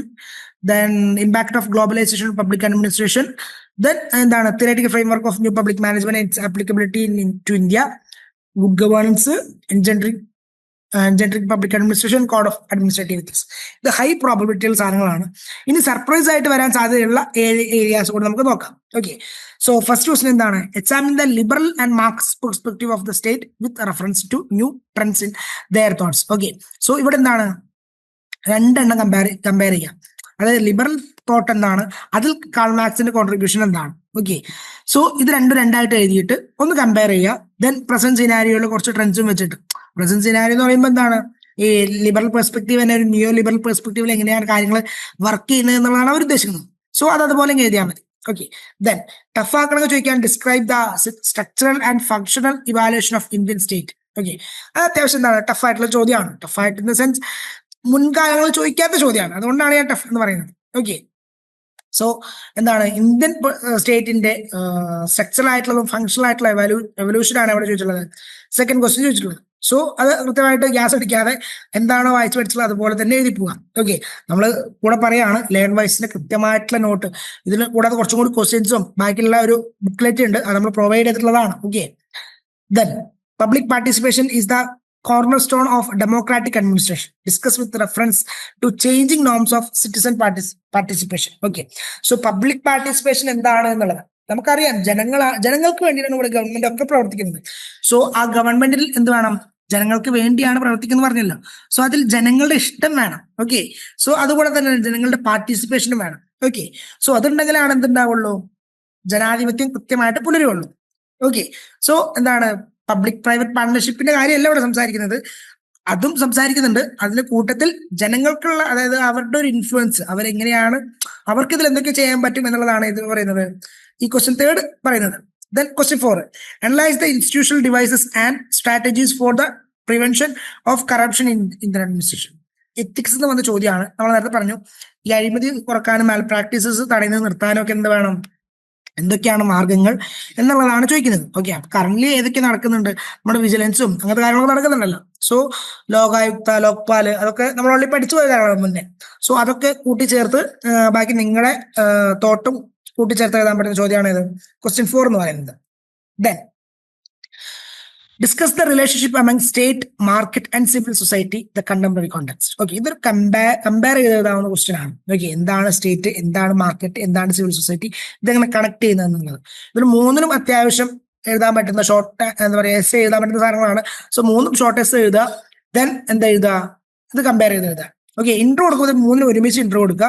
Then എന്താണ് state എന്ന് explain ചെയ്യുക, എന്താണ് market എന്ന് explain ചെയ്യുക, എന്താണ് civil society എന്ന് explain ചെയ്യുക. Then ഇവർ നമ്മൾ റിലേഷൻ കൃത്യമായിട്ട് എക്സ്പ്ലെയിൻ ചെയ്യുക. അത് എഴുതിയാൽ തന്നെ നിങ്ങൾക്ക് അത്യാവശ്യം 400, 500, 600 വേർഡ്സ് ആവും. ഓക്കെ, സോ ഇത് വേർഡ് ലിമിറ്റിലല്ല കാര്യം, ക്വാളിറ്റിയിലാണ് കാര്യം. പക്ഷേ വെറും 100 വേർഡ്സിൽ ക്വാളിറ്റി ഉണ്ട് എന്ന് പറഞ്ഞിട്ട് കാര്യമില്ല, അവർ മാർക്കറ്റ് തരൂല. ഓക്കെ, അങ്ങനെ സംഭവങ്ങളും ഉണ്ട്. സോ അത്യാവശ്യം എന്തായാലും മിനിമം ഒരു 300 അല്ലെങ്കിൽ 350 വേർഡ്സ് എന്തായാലും ലിമിറ്റ് ഉണ്ടായിരിക്കണം. ഏറ്റവും ലിമിറ്റ് ആണ് 400 ലിമിറ്റ് ആണ് ഞാൻ പറയുന്നത്. പക്ഷേ നിങ്ങൾക്ക് എത്ര കൂട്ടാൻ പറ്റുന്നോ അത്രയും നല്ലത്. Okay, then the nature of conflict resolution various at the macro and micro levels. Okay, അപ്പൊ അത് സെൻട്രൽ ലെവൽ എങ്ങനെയാണ് പ്രവർത്തിക്കുന്നത്, സ്റ്റേറ്റ് ലെവൽ എങ്ങനെയാണ് ഈ നേച്ചർ ഓഫ് കോൺഫ്ലിക്ട് റെസൊല്യൂഷൻ പ്രവർത്തിക്കുന്നത് എന്നുള്ളതാണ് ചോദ്യം. ദെൻ ക്വസ്റ്റ്യൻ 7 എന്ന് പറയുന്നത് എന്താണ്? Describe the good governance initiative in the Indian context. ഇന്ത്യയിൽ എങ്ങനെയാണ് ഗുഡ് ഗവേണൻസ് വർക്ക് ചെയ്യുന്നത് എന്നുള്ളത് അറിയാവുന്നതാണല്ലോ. Then 8th question ഉണ്ട്. Discuss Karl Marx and Max Weber's conceptualization of the society administrator relationship. ഇത് ശരിക്കും 2 പെർസ്പെക്റ്റീവ് ആണ്. മാർക്സും മാക്സ് വെബറും പേരിൽ മാത്രമേ സാമ്യതയുള്ളൂ, ബാക്കി അവരുടെ രീതികളൊന്നും സാമ്യതയില്ല. കാൾ മാർക്സിന് എന്താണ്? ഒരു ലിബറൽ പെർസ്പെക്റ്റീവിലുള്ള തോട്ടാണ്. മാക്സ് വെബറിന് എന്താണ്? സ്ട്രിക്റ്റ് ആയിട്ടുള്ള ബ്യൂറോക്രസിയാണ്. ഓക്കെ, സോ ഇവർ തമ്മിൽ എങ്ങനെയാണ് സൊസൈറ്റി ആൻഡ് അഡ്മിനിസ്ട്രേഷൻ റിലേഷൻഷിപ്പിന് ഇൻഫ്ലുവൻസ് ചെയ്യുന്നത് എന്നുള്ളതാണ് ഡിസ്കസ് ചെയ്യാൻ പറഞ്ഞുള്ള ചോദ്യം. ഓക്കെ, സോ എന്താണ് കൃത്യമായിട്ട് രണ്ടായിട്ട് തന്നെ എഴുതുക. ഞാൻ എക്സ്പ്ലെയിൻ ചെയ്തതിന് ആവശ്യം മാക്സ് വെബറിന്റെ ബ്യൂറോക്രസി ഒക്കെ നമ്മൾ മാക്സ് വെബറിനേക്കാൾ കൂടുതൽ പഠിച്ചുള്ള മാക്സ് വെബറിന്റെ ബ്യൂറോക്രസിനെ ക്രിട്ടിസൈസ് ചെയ്തിട്ടാണ്. അത് റിജിഡ് ആണ് ഒരു 1000 വട്ടം നമ്മൾ പഠിച്ചിട്ടുണ്ട്. സോ അതെപ്പോഴും നിങ്ങളുടെ മൈൻഡിൽ ഉണ്ട് എന്ന് ഞാൻ കരുതുന്നത്, റിജിഡ് ആണ് എന്നുള്ളത്. സോ അത് അതുപോലെ തന്നെ അങ്ങ് എഴുതാം. ഓക്കെ, ദെൻ 2 ക്വസ്റ്റ്യൻ ഉണ്ട്. Examine the changing nature of the Indian bureaucracy and the post liberalisation era. അതായത് പോസ്റ്റ് ലിബറലൈസേഷൻ എന്താണ്? ലിബറലൈസേഷൻ ഇന്ത്യയിൽ കടന്നപ്പോഴാണ് 90കളുടെ അവസാനത്തിലാണ്. സോ 90ലാണ്. ഇതിനുശേഷം ഇപ്പൊ ഈ 2000-ലും കാര്യങ്ങളൊക്കെ എങ്ങനെയാണ് ബ്യൂറോക്രസി വർക്ക് ചെയ്യുന്നത് എന്നുള്ളതാണ് ചോദ്യം. ദെൻ 10ാമത്തെ ചോദ്യങ്ങൾ എന്തൊക്കെയാണ്? Write short notes on applied aspect of social justice, relevance of civil society for governance. Okay, so social ജസ്റ്റിസിൽ എന്തൊക്കെ വരും? സോഷ്യൽ ജസ്റ്റിസ് നല്ലൊരു ടോപ്പിക് ആട്ടോ. അങ്ങനത്തെ ഒരു ചോദ്യം വന്നാൽ നിങ്ങൾക്ക് നിങ്ങളുടേതായിട്ടുള്ള ഐഡിയാസ് എന്തായാലും ഉൾപ്പെടുത്താം. ഓക്കെ, നമ്മൾ പറഞ്ഞ ടോപ്പിക്സ് ജെൻഡർ സംഭവങ്ങളൊക്കെ ആഡ് ചെയ്യണം, അതായത് മൈനോറിറ്റി എല്ലാം ആഡ് ചെയ്യണം. അതിലുപരി നിങ്ങളുടേതായിട്ടുള്ള വ്യൂ പോയിന്റ്സ് ഉണ്ടല്ലോ, അതായത് കുറച്ചും കൂടി സ്വതന്ത്ര ചിന്തകൾ ആഡ് ചെയ്യാൻ പറ്റുന്ന ടോപ്പിക്കാണ് ഇത് സോഷ്യൽ ജസ്റ്റിസ് എന്നുള്ളത്. ഓക്കെ, സോ അത് കൃത്യമായിട്ട് എഴുതാൻ പറ്റുന്ന അങ്ങനത്തെ ചോദ്യങ്ങളൊക്കെ വരികയാണെങ്കിൽ കൂടുതൽ നന്നായിട്ട് നിങ്ങൾക്ക് എഴുതാൻ പറ്റും, സ്കോർ ചെയ്യാൻ പറ്റുന്നതാണ് ഞാൻ കരുതുന്നത്. Okay, then relevance of civil society for governance. Okay, civil society എന്ന് പറയുമ്പോൾ അറിയാലോ, അതായത് ജനങ്ങൾ കുറച്ചുകൂടി നല്ലതാണെങ്കിൽ, ഇച്ചിരി ബോധമുള്ള മനുഷ്യന്മാരാണെങ്കിൽ കാര്യങ്ങൾ പെട്ടെന്ന് എളുപ്പമാവും അല്ലെ? ഗവൺമെന്റിന് കൂടുതൽ എളുപ്പമാവുമല്ലോ കാര്യങ്ങൾ, എളുപ്പത്തിൽ റൂൾസ് മേക്ക് ചെയ്യാൻ പറ്റും, അത് എന്താ പറയാ അമെൻഡ് ചെയ്യാൻ പറ്റും, അങ്ങനത്തെ കാര്യങ്ങളൊക്കെ. ഓക്കെ, ഇനി ആൻസർ ചെയ്തു. നമ്മൾ ഇത്രയും ക്വസ്റ്റ്യൻസ് പഠിച്ചു, ഇനി എങ്ങനെ ആൻസർ ചെയ്യാൻ നോക്കാം. ഓക്കെ, ഞാൻ നേരത്തെ പറഞ്ഞ പോലെ തന്നെ ഒരു സാധനത്തിന് എന്തായാലും ഒരു ഇൻട്രോ വേണം. ഓക്കെ, അതെന്ത് കൺസെപ്റ്റ്, അതായത് എങ്ങനെ ഉണ്ടായി, എപ്പോ ഉണ്ടായി എന്നുള്ള സാധനങ്ങളൊക്കെ ഉണ്ടല്ലോ, അത് ഇൻട്രൊഡക്ഷൻ എന്തായാലും വേണം. Then body, then conclusion. Okay, so introduction എന്താണ്, 2-3 സെന്റൻസ് എന്തായാലും വേണം. ഓക്കെ, അത് മിനിമം എന്താണ് ഒരു 500 മുതൽ 600 വേർഡ്സ് വരെ എന്തായാലും എഴുതണം കേട്ടോ. 20 മാർക്കിന്. ഞാൻ നേരത്തെ 400 പറഞ്ഞത്, 400 അല്ല, ഒരു 500 അല്ലെങ്കിൽ 600 വേണം. നിങ്ങൾ ഒട്ടും കിട്ടുന്നില്ല എങ്കിലാണ് ഞാൻ 400 ലിമിറ്റ് പറഞ്ഞത്. മിനിമം ഒരു 500 മുതൽ 600 വേർഡ്സ് ലിമിറ്റ് വരെയാണ് ഏത് 20 മാർക്കിന് അവരെയും ചെയ്യുന്നത്. ഓക്കെ, സോ ഇൻട്രൊഡക്ഷൻ വേണം, ബോഡി വേണം. ബോഡി എന്ന് പറയുമ്പോൾ എന്താണ്, പയ്യെ അത് ഡെവലപ്പ് ചെയ്യണം, ഒറ്റയടിക്ക് ഇതിലോട്ട് വരാതെ. കാരണം ഒറ്റയടിക്ക് വന്നാൽ നമുക്ക് പിന്നെ ലാസ്റ്റ് ഗ്യാസ് നിറക്കേണ്ടി വരും, അത് പെട്ടെന്ന് ഫീൽ ചെയ്യുകയും ചെയ്യും. സോ അങ്ങനല്ലാതെ പയ്യെ ഓരോന്ന് എക്സ്പ്ലെയിൻ ചെയ്ത് എഴുതാം. ദെൻ കൺക്ലൂഷൻ കൃത്യമല്ല, അതായത് ഇതുവരെ പറഞ്ഞ എന്താണോ അത് ചോദ്യം. പിന്നെ മാത്രമല്ല, ചോദ്യത്തിലൊരു കീ ടേം ഉണ്ടാവല്ലോ, ആ കീ ടേം എന്തായാലും കൺക്ലൂഷനിൽ ഉപയോഗിക്കണം. ഓക്കെ, അതായത് കറണ്ട് സിനാരിയോയിൽ വർക്കാണോ എന്നുള്ള ചോദ്യമാണെങ്കിൽ, നിങ്ങൾ ഇത്രയും ചെയ്ത് വർക്കാണ് എന്നുള്ളതാണെങ്കിൽ കറണ്ട് സിനാരിയോയിൽ വർക്കാണ് എന്ന് പറഞ്ഞിട്ട് വേണം കൺക്ലൂഡ് ചെയ്യാൻ. ഓക്കെ, സോ അത് കൃത്യമായിട്ട് ക്ലോസ് ചെയ്തിട്ട് വേണം ഇത് വേണം കൺക്ലൂഡ് ചെയ്യാൻ വേണ്ടിയിട്ടുള്ളത്. ദെൻ തിയറി ബേസ്ഡ് ക്വസ്റ്റ്യൻസ് ആണ് വരുന്നതെങ്കിൽ, ഓക്കെ, സോ കൃത്യമായിട്ട് ഡിഫൈൻ ചെയ്യുക, ആരാണ് പ്രൊപ്പോസ് ചെയ്തത്, എന്നാണ് ചെയ്തത്, എന്താണ് സാധനം. ഓക്കെ, ദെൻ ഇതിന് കോർ കമ്പോണൻസ് എന്താണ്. ഓക്കെ, ഇതിൽ എന്തൊക്കെയാണ് പറഞ്ഞിട്ടുള്ള സാധനങ്ങൾ അത് കൃത്യമായിട്ട് ചെയ്യുക. തിയറി ആണെങ്കിൽ ഇത് വിട്ടുപോകാനേ പാടില്ല. ഓക്കെ, ദെൻ ഇത് പ്രാക്ടിക്കലി അപ്ലിക്കബിൾ ആണോ, ഇത് എങ്ങനെയാണ് പ്രാക്ടീസ് ചെയ്യേണ്ടത് എന്നുള്ള കാര്യങ്ങളുണ്ടല്ലോ, അതും എഴുതുക. ദെൻ ഇതിന് ക്രിറ്റിസിസം, ലിമിറ്റേഷൻസ്. ഒരു തിയറി ആകുമ്പോൾ എന്തായാലും ക്രിറ്റിസിസം ഉണ്ടാവും. നമ്മുടെ എല്ലാ യൂണിറ്റിലും നമ്മൾ അവസാനം ക്രിറ്റിസൈസ് ചെയ്ത് പഠിക്കുന്നുണ്ടല്ലോ, ലിമിറ്റേഷൻസ് പഠിക്കുന്നുണ്ടല്ലോ. സോ ഒരു തിയറി ആകുമ്പോൾ അത് എന്തായാലും പറഞ്ഞു പോകണം. Then connect to modern practice for related theories. Okay, അതായത് കമ്പയർ ചെയ്ത് എഴുതാനാണെങ്കിൽ അങ്ങനെ കമ്പയർ ചെയ്ത് എഴുതാം എന്നുള്ളതാണ് അവിടെ പറയുന്നത്. Okay, so theory based. അപ്പോൾ നമ്മൾ ഇതിന് ഇത്രയും തിയറി പേപ്പർ ആണ് നമ്മുടെ, അപ്പൊ എന്തായാലും തിയറി ചോദ്യങ്ങൾ ചോദിക്കും. സോ എന്താണ് കൃത്യമായിട്ട് ഡിഫൈൻ ചെയ്യുക, ആര് എപ്പോ എന്തിനു വേണ്ടി. Okay, then core components, practical applications, limitations, criticism. ഈ ലിമിറ്റേഷൻ ക്രിറ്റിസിസം എന്തായാലും പഠിച്ചു പോവാം. എല്ലാ തിയറിയുടെയും ലിമിറ്റേഷൻസും ക്രിറ്റിസിസും പഠിച്ചു പോവാം. കാരണം അതെന്തായാലും ചിലപ്പോൾ ചോദിക്കാൻ സാധ്യതയുണ്ട്. ഓക്കെ, ഇപ്പോൾ മാക്സ് വെബറിന്റെയും എന്താണ് റിറ്റ്സിന്റെയും ഒക്കെ ക്രിറ്റിസിസം മാത്രം ചോദിച്ചാൽ ക്രിറ്റിസിസ് ചെയ്ത് തന്നെ എഴുതണം. ഓക്കെ, ദെൻ അപ്പോ ഇത്രയും കാര്യങ്ങൾ നിങ്ങൾ ഈ ഒരു സ്ട്രക്ചർ എഴുതിയാൽ തന്നെ നിങ്ങൾക്ക് അത്യാവശ്യം എന്താണ് എഴുതാൻ പറ്റും. ഓക്കെ, ആരുണ്ടാക്കി, ഏത് വർഷം ഉണ്ടാക്കി, എന്തിനുണ്ടാക്കി എന്ന് എഴുതിയാൽ തന്നെ നിങ്ങൾക്ക് ഒരു ഐഡിയ കിട്ടും ഇങ്ങനെ എഴുതി തുടങ്ങണം എന്നുള്ളത്. ഓക്കെ, സോ തിയറി ബേസ്ഡ് ആകുമ്പോൾ ഇങ്ങനെ തന്നെ ആൻസർ എഴുതണം. Okay, then discuss versus explain ഉണ്ട്. ഓക്കെ, ഇതിൽ ഡിസ്കസ് ആണ് വരികയെങ്കിൽ നമ്മൾ രക്ഷപ്പെട്ടു എന്ന് കരുതാം. കാരണം എന്താണ്, ഒരു ബാലൻസ് ആയിട്ടുള്ള സംഭവമാണ്. ഓക്കെ, അത് ഇങ്ങനെയൊക്കെയാണ് എന്നുള്ളത് നമുക്ക് എഴുതിയാൽ മതി.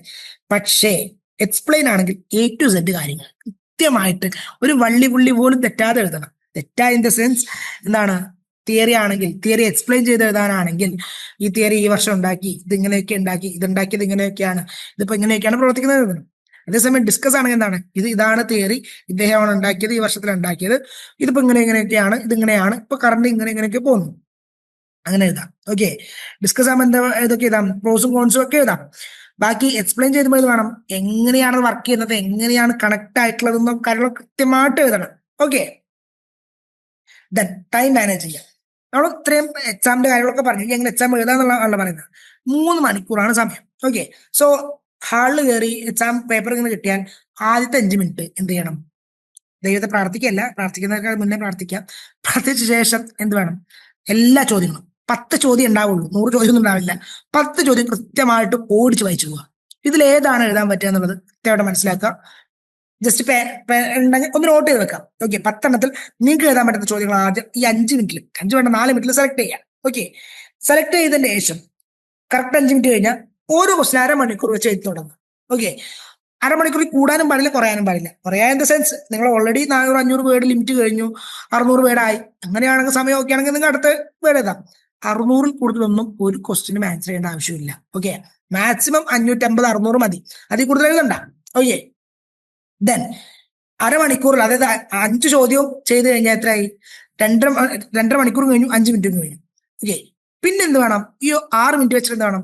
ഓരോ ക്വസ്റ്റ്യനും, അതായത് വായിച്ചു പോവാ. നമ്മൾ ഓൾറെഡി വായിച്ചല്ലോ, അതിങ്ങനെ വായിച്ച് ഇതിൽ തെറ്റുണ്ടോ ശരിയുണ്ടോ, ഇതിൽ വേർഡ് കറക്റ്റ് ചെയ്യാനുണ്ടോ, അങ്ങനത്തെ സാധനങ്ങൾ. ഓക്കെ, ദെൻ അവസാനത്തെ 15 മിനിറ്റ് എൻ്റയർ ക്വസ്റ്റ്യൻ പേപ്പർ ഉണ്ടല്ലോ അത് വായിക്കുക.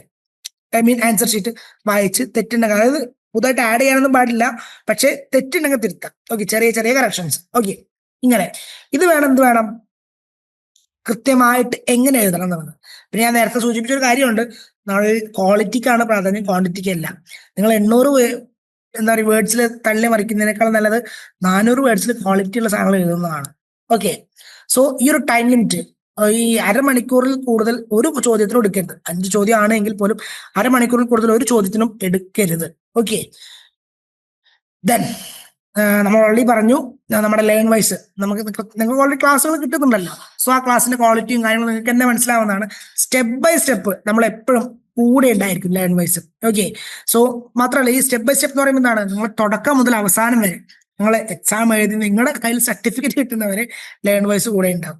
മാത്രമല്ല എന്താണ്, കൃത്യമായിട്ടുള്ള നോട്ട്സ് ഉണ്ട്, റെക്കോർഡ് ക്ലാസ്സസ് ഉണ്ട്, പേഴ്സണലൈസ്ഡ് ആയിട്ടുള്ള ഗൈഡൻസ് വരും, കൂടാതെ ലൈവ് സെഷൻസ് ഉണ്ട്. അങ്ങനത്തെ കുറെ കാര്യങ്ങളുണ്ട് നമ്മൾ ലേൺ വൈസ് പ്രൊവൈഡ് ചെയ്യുന്നുണ്ട്. മാത്രമല്ല നമ്മുടെ നോട്ട് എന്ന് പറയുന്നത് എന്താണ്, നമ്മളെ ഒരുപാട് സ്കോളേഴ്സിന്റെ അടുത്തുനിന്ന് ഫാക്കൽറ്റീസിന്റെ അടുത്തുനിന്ന് ഡിസ്കസ് ചെയ്തിട്ടുണ്ടായിട്ടുള്ള നോട്ട്സ് ആണ് ഇത്. മാത്രമല്ല നമ്മുടെ എക്സാം ഓറിയന്റഡ് ആയിട്ടാണ് നമ്മൾ നോട്ട്സ് ഉണ്ടാക്കുക. ഓക്കെ, വെറുതെ ഗ്യാസ് തള്ളി നിറച്ചുണ്ടാക്കുന്നതിന് പകരം കൃത്യമായിട്ട് PYQ അനാലിസിസ് ചെയ്തിട്ട് എങ്ങനെയാണ് എന്തൊക്കെയാണ് വന്നിട്ടുള്ളതെന്ന് അടിസ്ഥാനപ്പെടുത്തിയിട്ടാണ് നമ്മുടെ ലേൺ വൈസ് ഇതുവരെ പ്രവർത്തിച്ചിട്ടുള്ളത്. ഓക്കെ, സോ നമ്മുടെ നോട്ട് വായിച്ചിട്ട് തന്നെ എക്സാംസിന് വെറും നോട്ട് വായിച്ചു പോയിട്ട് അത്യാവശ്യം സ്കോർ ചെയ്ത ആൾക്കാരൊക്കെ ഉണ്ട്. അവർ നോട്ട് നല്ല ഹെൽപ്ഫുൾ ആണ്, നല്ല ക്ലാസ്സുകളാണെന്ന് നമുക്ക് തന്നെ പറയുന്നതാണ്. ഓക്കെ, സോ എന്താ പറയാ, എൻറോൾ ചെയ്യാത്തവർ ലേൺ വൈസിൽ പ്രത്യേകം എൻറോൾ ചെയ്യുക. ജസ്റ്റ് താഴെ കാണുന്ന നമ്പറിൽ ജസ്റ്റ് ഒരു മെസ്സേജ് ഇടുകയോ ഒന്ന് കോൾ ചെയ്യുകയോ ചെയ്താൽ മതി. ഓക്കെ, സോ ലേൺ വൈസിൽ വരുമ്പോൾ നമ്മൾ എന്താണ്, ഇപ്പൊ നമ്മൾ 2 പ്രാക്ടീസ് സെറ്റ് ചെയ്തു, A-B സെറ്റുകൾ നമ്മൾ കൃത്യമായിട്ട് ചെയ്തു. മാത്രമല്ല PYQA, അതായത് previous year question ultimate analysis നമ്മൾ ചെയ്തു. ഓക്കെ, അത് ഒരു ബുക്ക്ലെറ്റ് ഉണ്ട്, അതിൽ എല്ലാ ചോദ്യങ്ങളും പ്രിന്റ് ചെയ്തിട്ടുണ്ട്, ആൻസർ ക്യൂ ചെയ്തിട്ടുണ്ട്. ദെൻ മാത്രമല്ല എന്താണ്, ഏതൊക്കെ ക്വസ്റ്റ്യൻസ് ആണ് വരാൻ സാധ്യതയുള്ളത് അത് അടിസ്ഥാനപ്പെടുത്തിയിട്ടായിരിക്കും നമ്മുടെ ക്ലാസ്സുകൾ കൂടുതൽ വരിക. കൃത്യമായിട്ട് സ്ട്രക്ചേർഡ് ആയിട്ടുള്ള ഗൈഡൻസ് ആയിരിക്കും നമ്മൾ തരിക. മാത്രമല്ല എക്സാം ഓറിയന്റഡ് ആയിട്ടാണ് ക്ലാസ് പോകുന്നത് പറഞ്ഞില്ല, അനാവശ്യമായിട്ട് ക്ലാസ് പോകുന്നത് കൃത്യമായിട്ട് എക്സാം ഓറിയന്റഡ് ആയിട്ടാണ് ക്ലാസ് പോവുക. പിന്നെ മാത്രമല്ല ഒരു മെന്റർ സപ്പോർട്ട് എക്സാമിന് മുന്നേ നമുക്ക് എന്തായാലും കൊടുക്കുന്നുണ്ട്. ഓക്കെ, സോ നിങ്ങൾക്ക് തന്നെ ഇപ്പൊ എന്താണ്, ഈ ഒരു എക്സാം പേടിയൊന്നും വേണ്ട, സുഖമായിട്ട് എക്സാം എഴുതാം, ഒരു ടെൻഷനും വേണ്ട, നമ്മളെല്ലാവരും കൂടെയുണ്ട്. ഓക്കെ, ഇത് വലിയ കാര്യമുള്ള സംഭവമൊന്നുമല്ല, എല്ലാവരും എഴുതുന്ന വളരെ സിമ്പിൾ ആയിട്ടുള്ള സംഭവം തന്നെയാണ്. ഈ പേപ്പർ ഇട്ട് നിങ്ങൾക്ക് മനസ്സിലായി, നിങ്ങൾ ഓൾറെഡി പഠിച്ച സാധനമാണ്. പബ്ലിക് അഡ്മിനിസ്ട്രേഷൻ അല്ല, അങ്ങനെ പഠിച്ച എത്രയോട് മറന്നു പോകുന്നില്ല, കൂളായിട്ടിരിക്കുക. ഓക്കെ, എക്സാം നന്നായിട്ട് എഴുതാം. Okay, learn wise A to Z കാര്യത്തിന് കൂടെയുണ്ട്. സോ നിങ്ങളുടെ വേറെ ആരെങ്കിലും ലേൺ വൈസിൽ ജോയിൻ ചെയ്തിട്ടില്ലെങ്കിൽ അവർക്ക് നമ്മുടെ നമ്പർ ഷെയർ ചെയ്യുക, ജോയിൻ ചെയ്യാൻ പറയാം. കാരണം ഇഗ്നോ എന്ന് പറയുമ്പോൾ ഡിസ്റ്റൻസ് ആയിട്ടാണ്, നമുക്കൊന്നും അറിയില്ല. സോ ഒരു ടെൻഷനും വേണ്ട, ഇങ്ങോട്ട് പോര്, നമ്മളെല്ലാം അറിയാം, നമ്മളുണ്ട് കൂടെ. ഓക്കെ, ലേൺ വൈസ് ഉണ്ട്. ഓക്കെ, സോ അതാണ് താഴെ കാണുന്ന നമ്പറിൽ, അതായത് 75 92 93 96 16 എന്ന നമ്പറിൽ ജസ്റ്റ് വാട്സപ്പ് ചെയ്യുക അല്ലെങ്കിൽ കോൾ ചെയ്താൽ മതി, നിങ്ങളെ ബന്ധപ്പെടും. ഓക്കെ, സോ എല്ലാവരും സുഖമായിട്ടിരിക്കുക, എക്സാം നന്നായിട്ട് എഴുതാം. ഓക്കെ, എല്ലാവർക്കും ഇനി എന്തെങ്കിലും ഡൗട്ട് ഉണ്ടെങ്കിൽ ജസ്റ്റ് നമ്മളായിട്ടൊന്ന് ബന്ധപ്പെട്ടാൽ മതി, നമ്മൾ ആൻസർ ചെയ്ത് തരാൻ പറ്റും. സോ ഓൾ ദ ബെസ്റ്റ്, എല്ലാവരും നന്നായിട്ട് എക്സാം എഴുതാം, സുഖമായിട്ടിരിക്കുക. ശരി. വീട്ടിലിരുന്ന് ഡിഗ്രി PG പഠിക്കാം. ഇന്ത്യയിലെ ഏറ്റവും മികച്ച ഇഗ്നോ സപ്പോർട്ട് പ്ലാറ്റ്ഫോമായ ലേൺ വൈസിന്റെ സഹായത്തോടെ രാജ്യത്തെ ഏറ്റവും മികച്ച ഡിസ്റ്റൻസ് എഡ്യൂക്കേഷൻ യൂണിവേഴ്സിറ്റിയായ ഇഗ്നോയിൽ നിന്നും ഡിഗ്രി അല്ലെങ്കിൽ PG നേടാം. കൂടുതൽ വിവരങ്ങൾക്കായി എത്രയും പെട്ടെന്ന് സ്ക്രീനിൽ കാണുന്ന നമ്പറിൽ വാട്സ്ആപ്പ് വഴിയോ കോൾ വഴിയോ ബന്ധപ്പെടുക.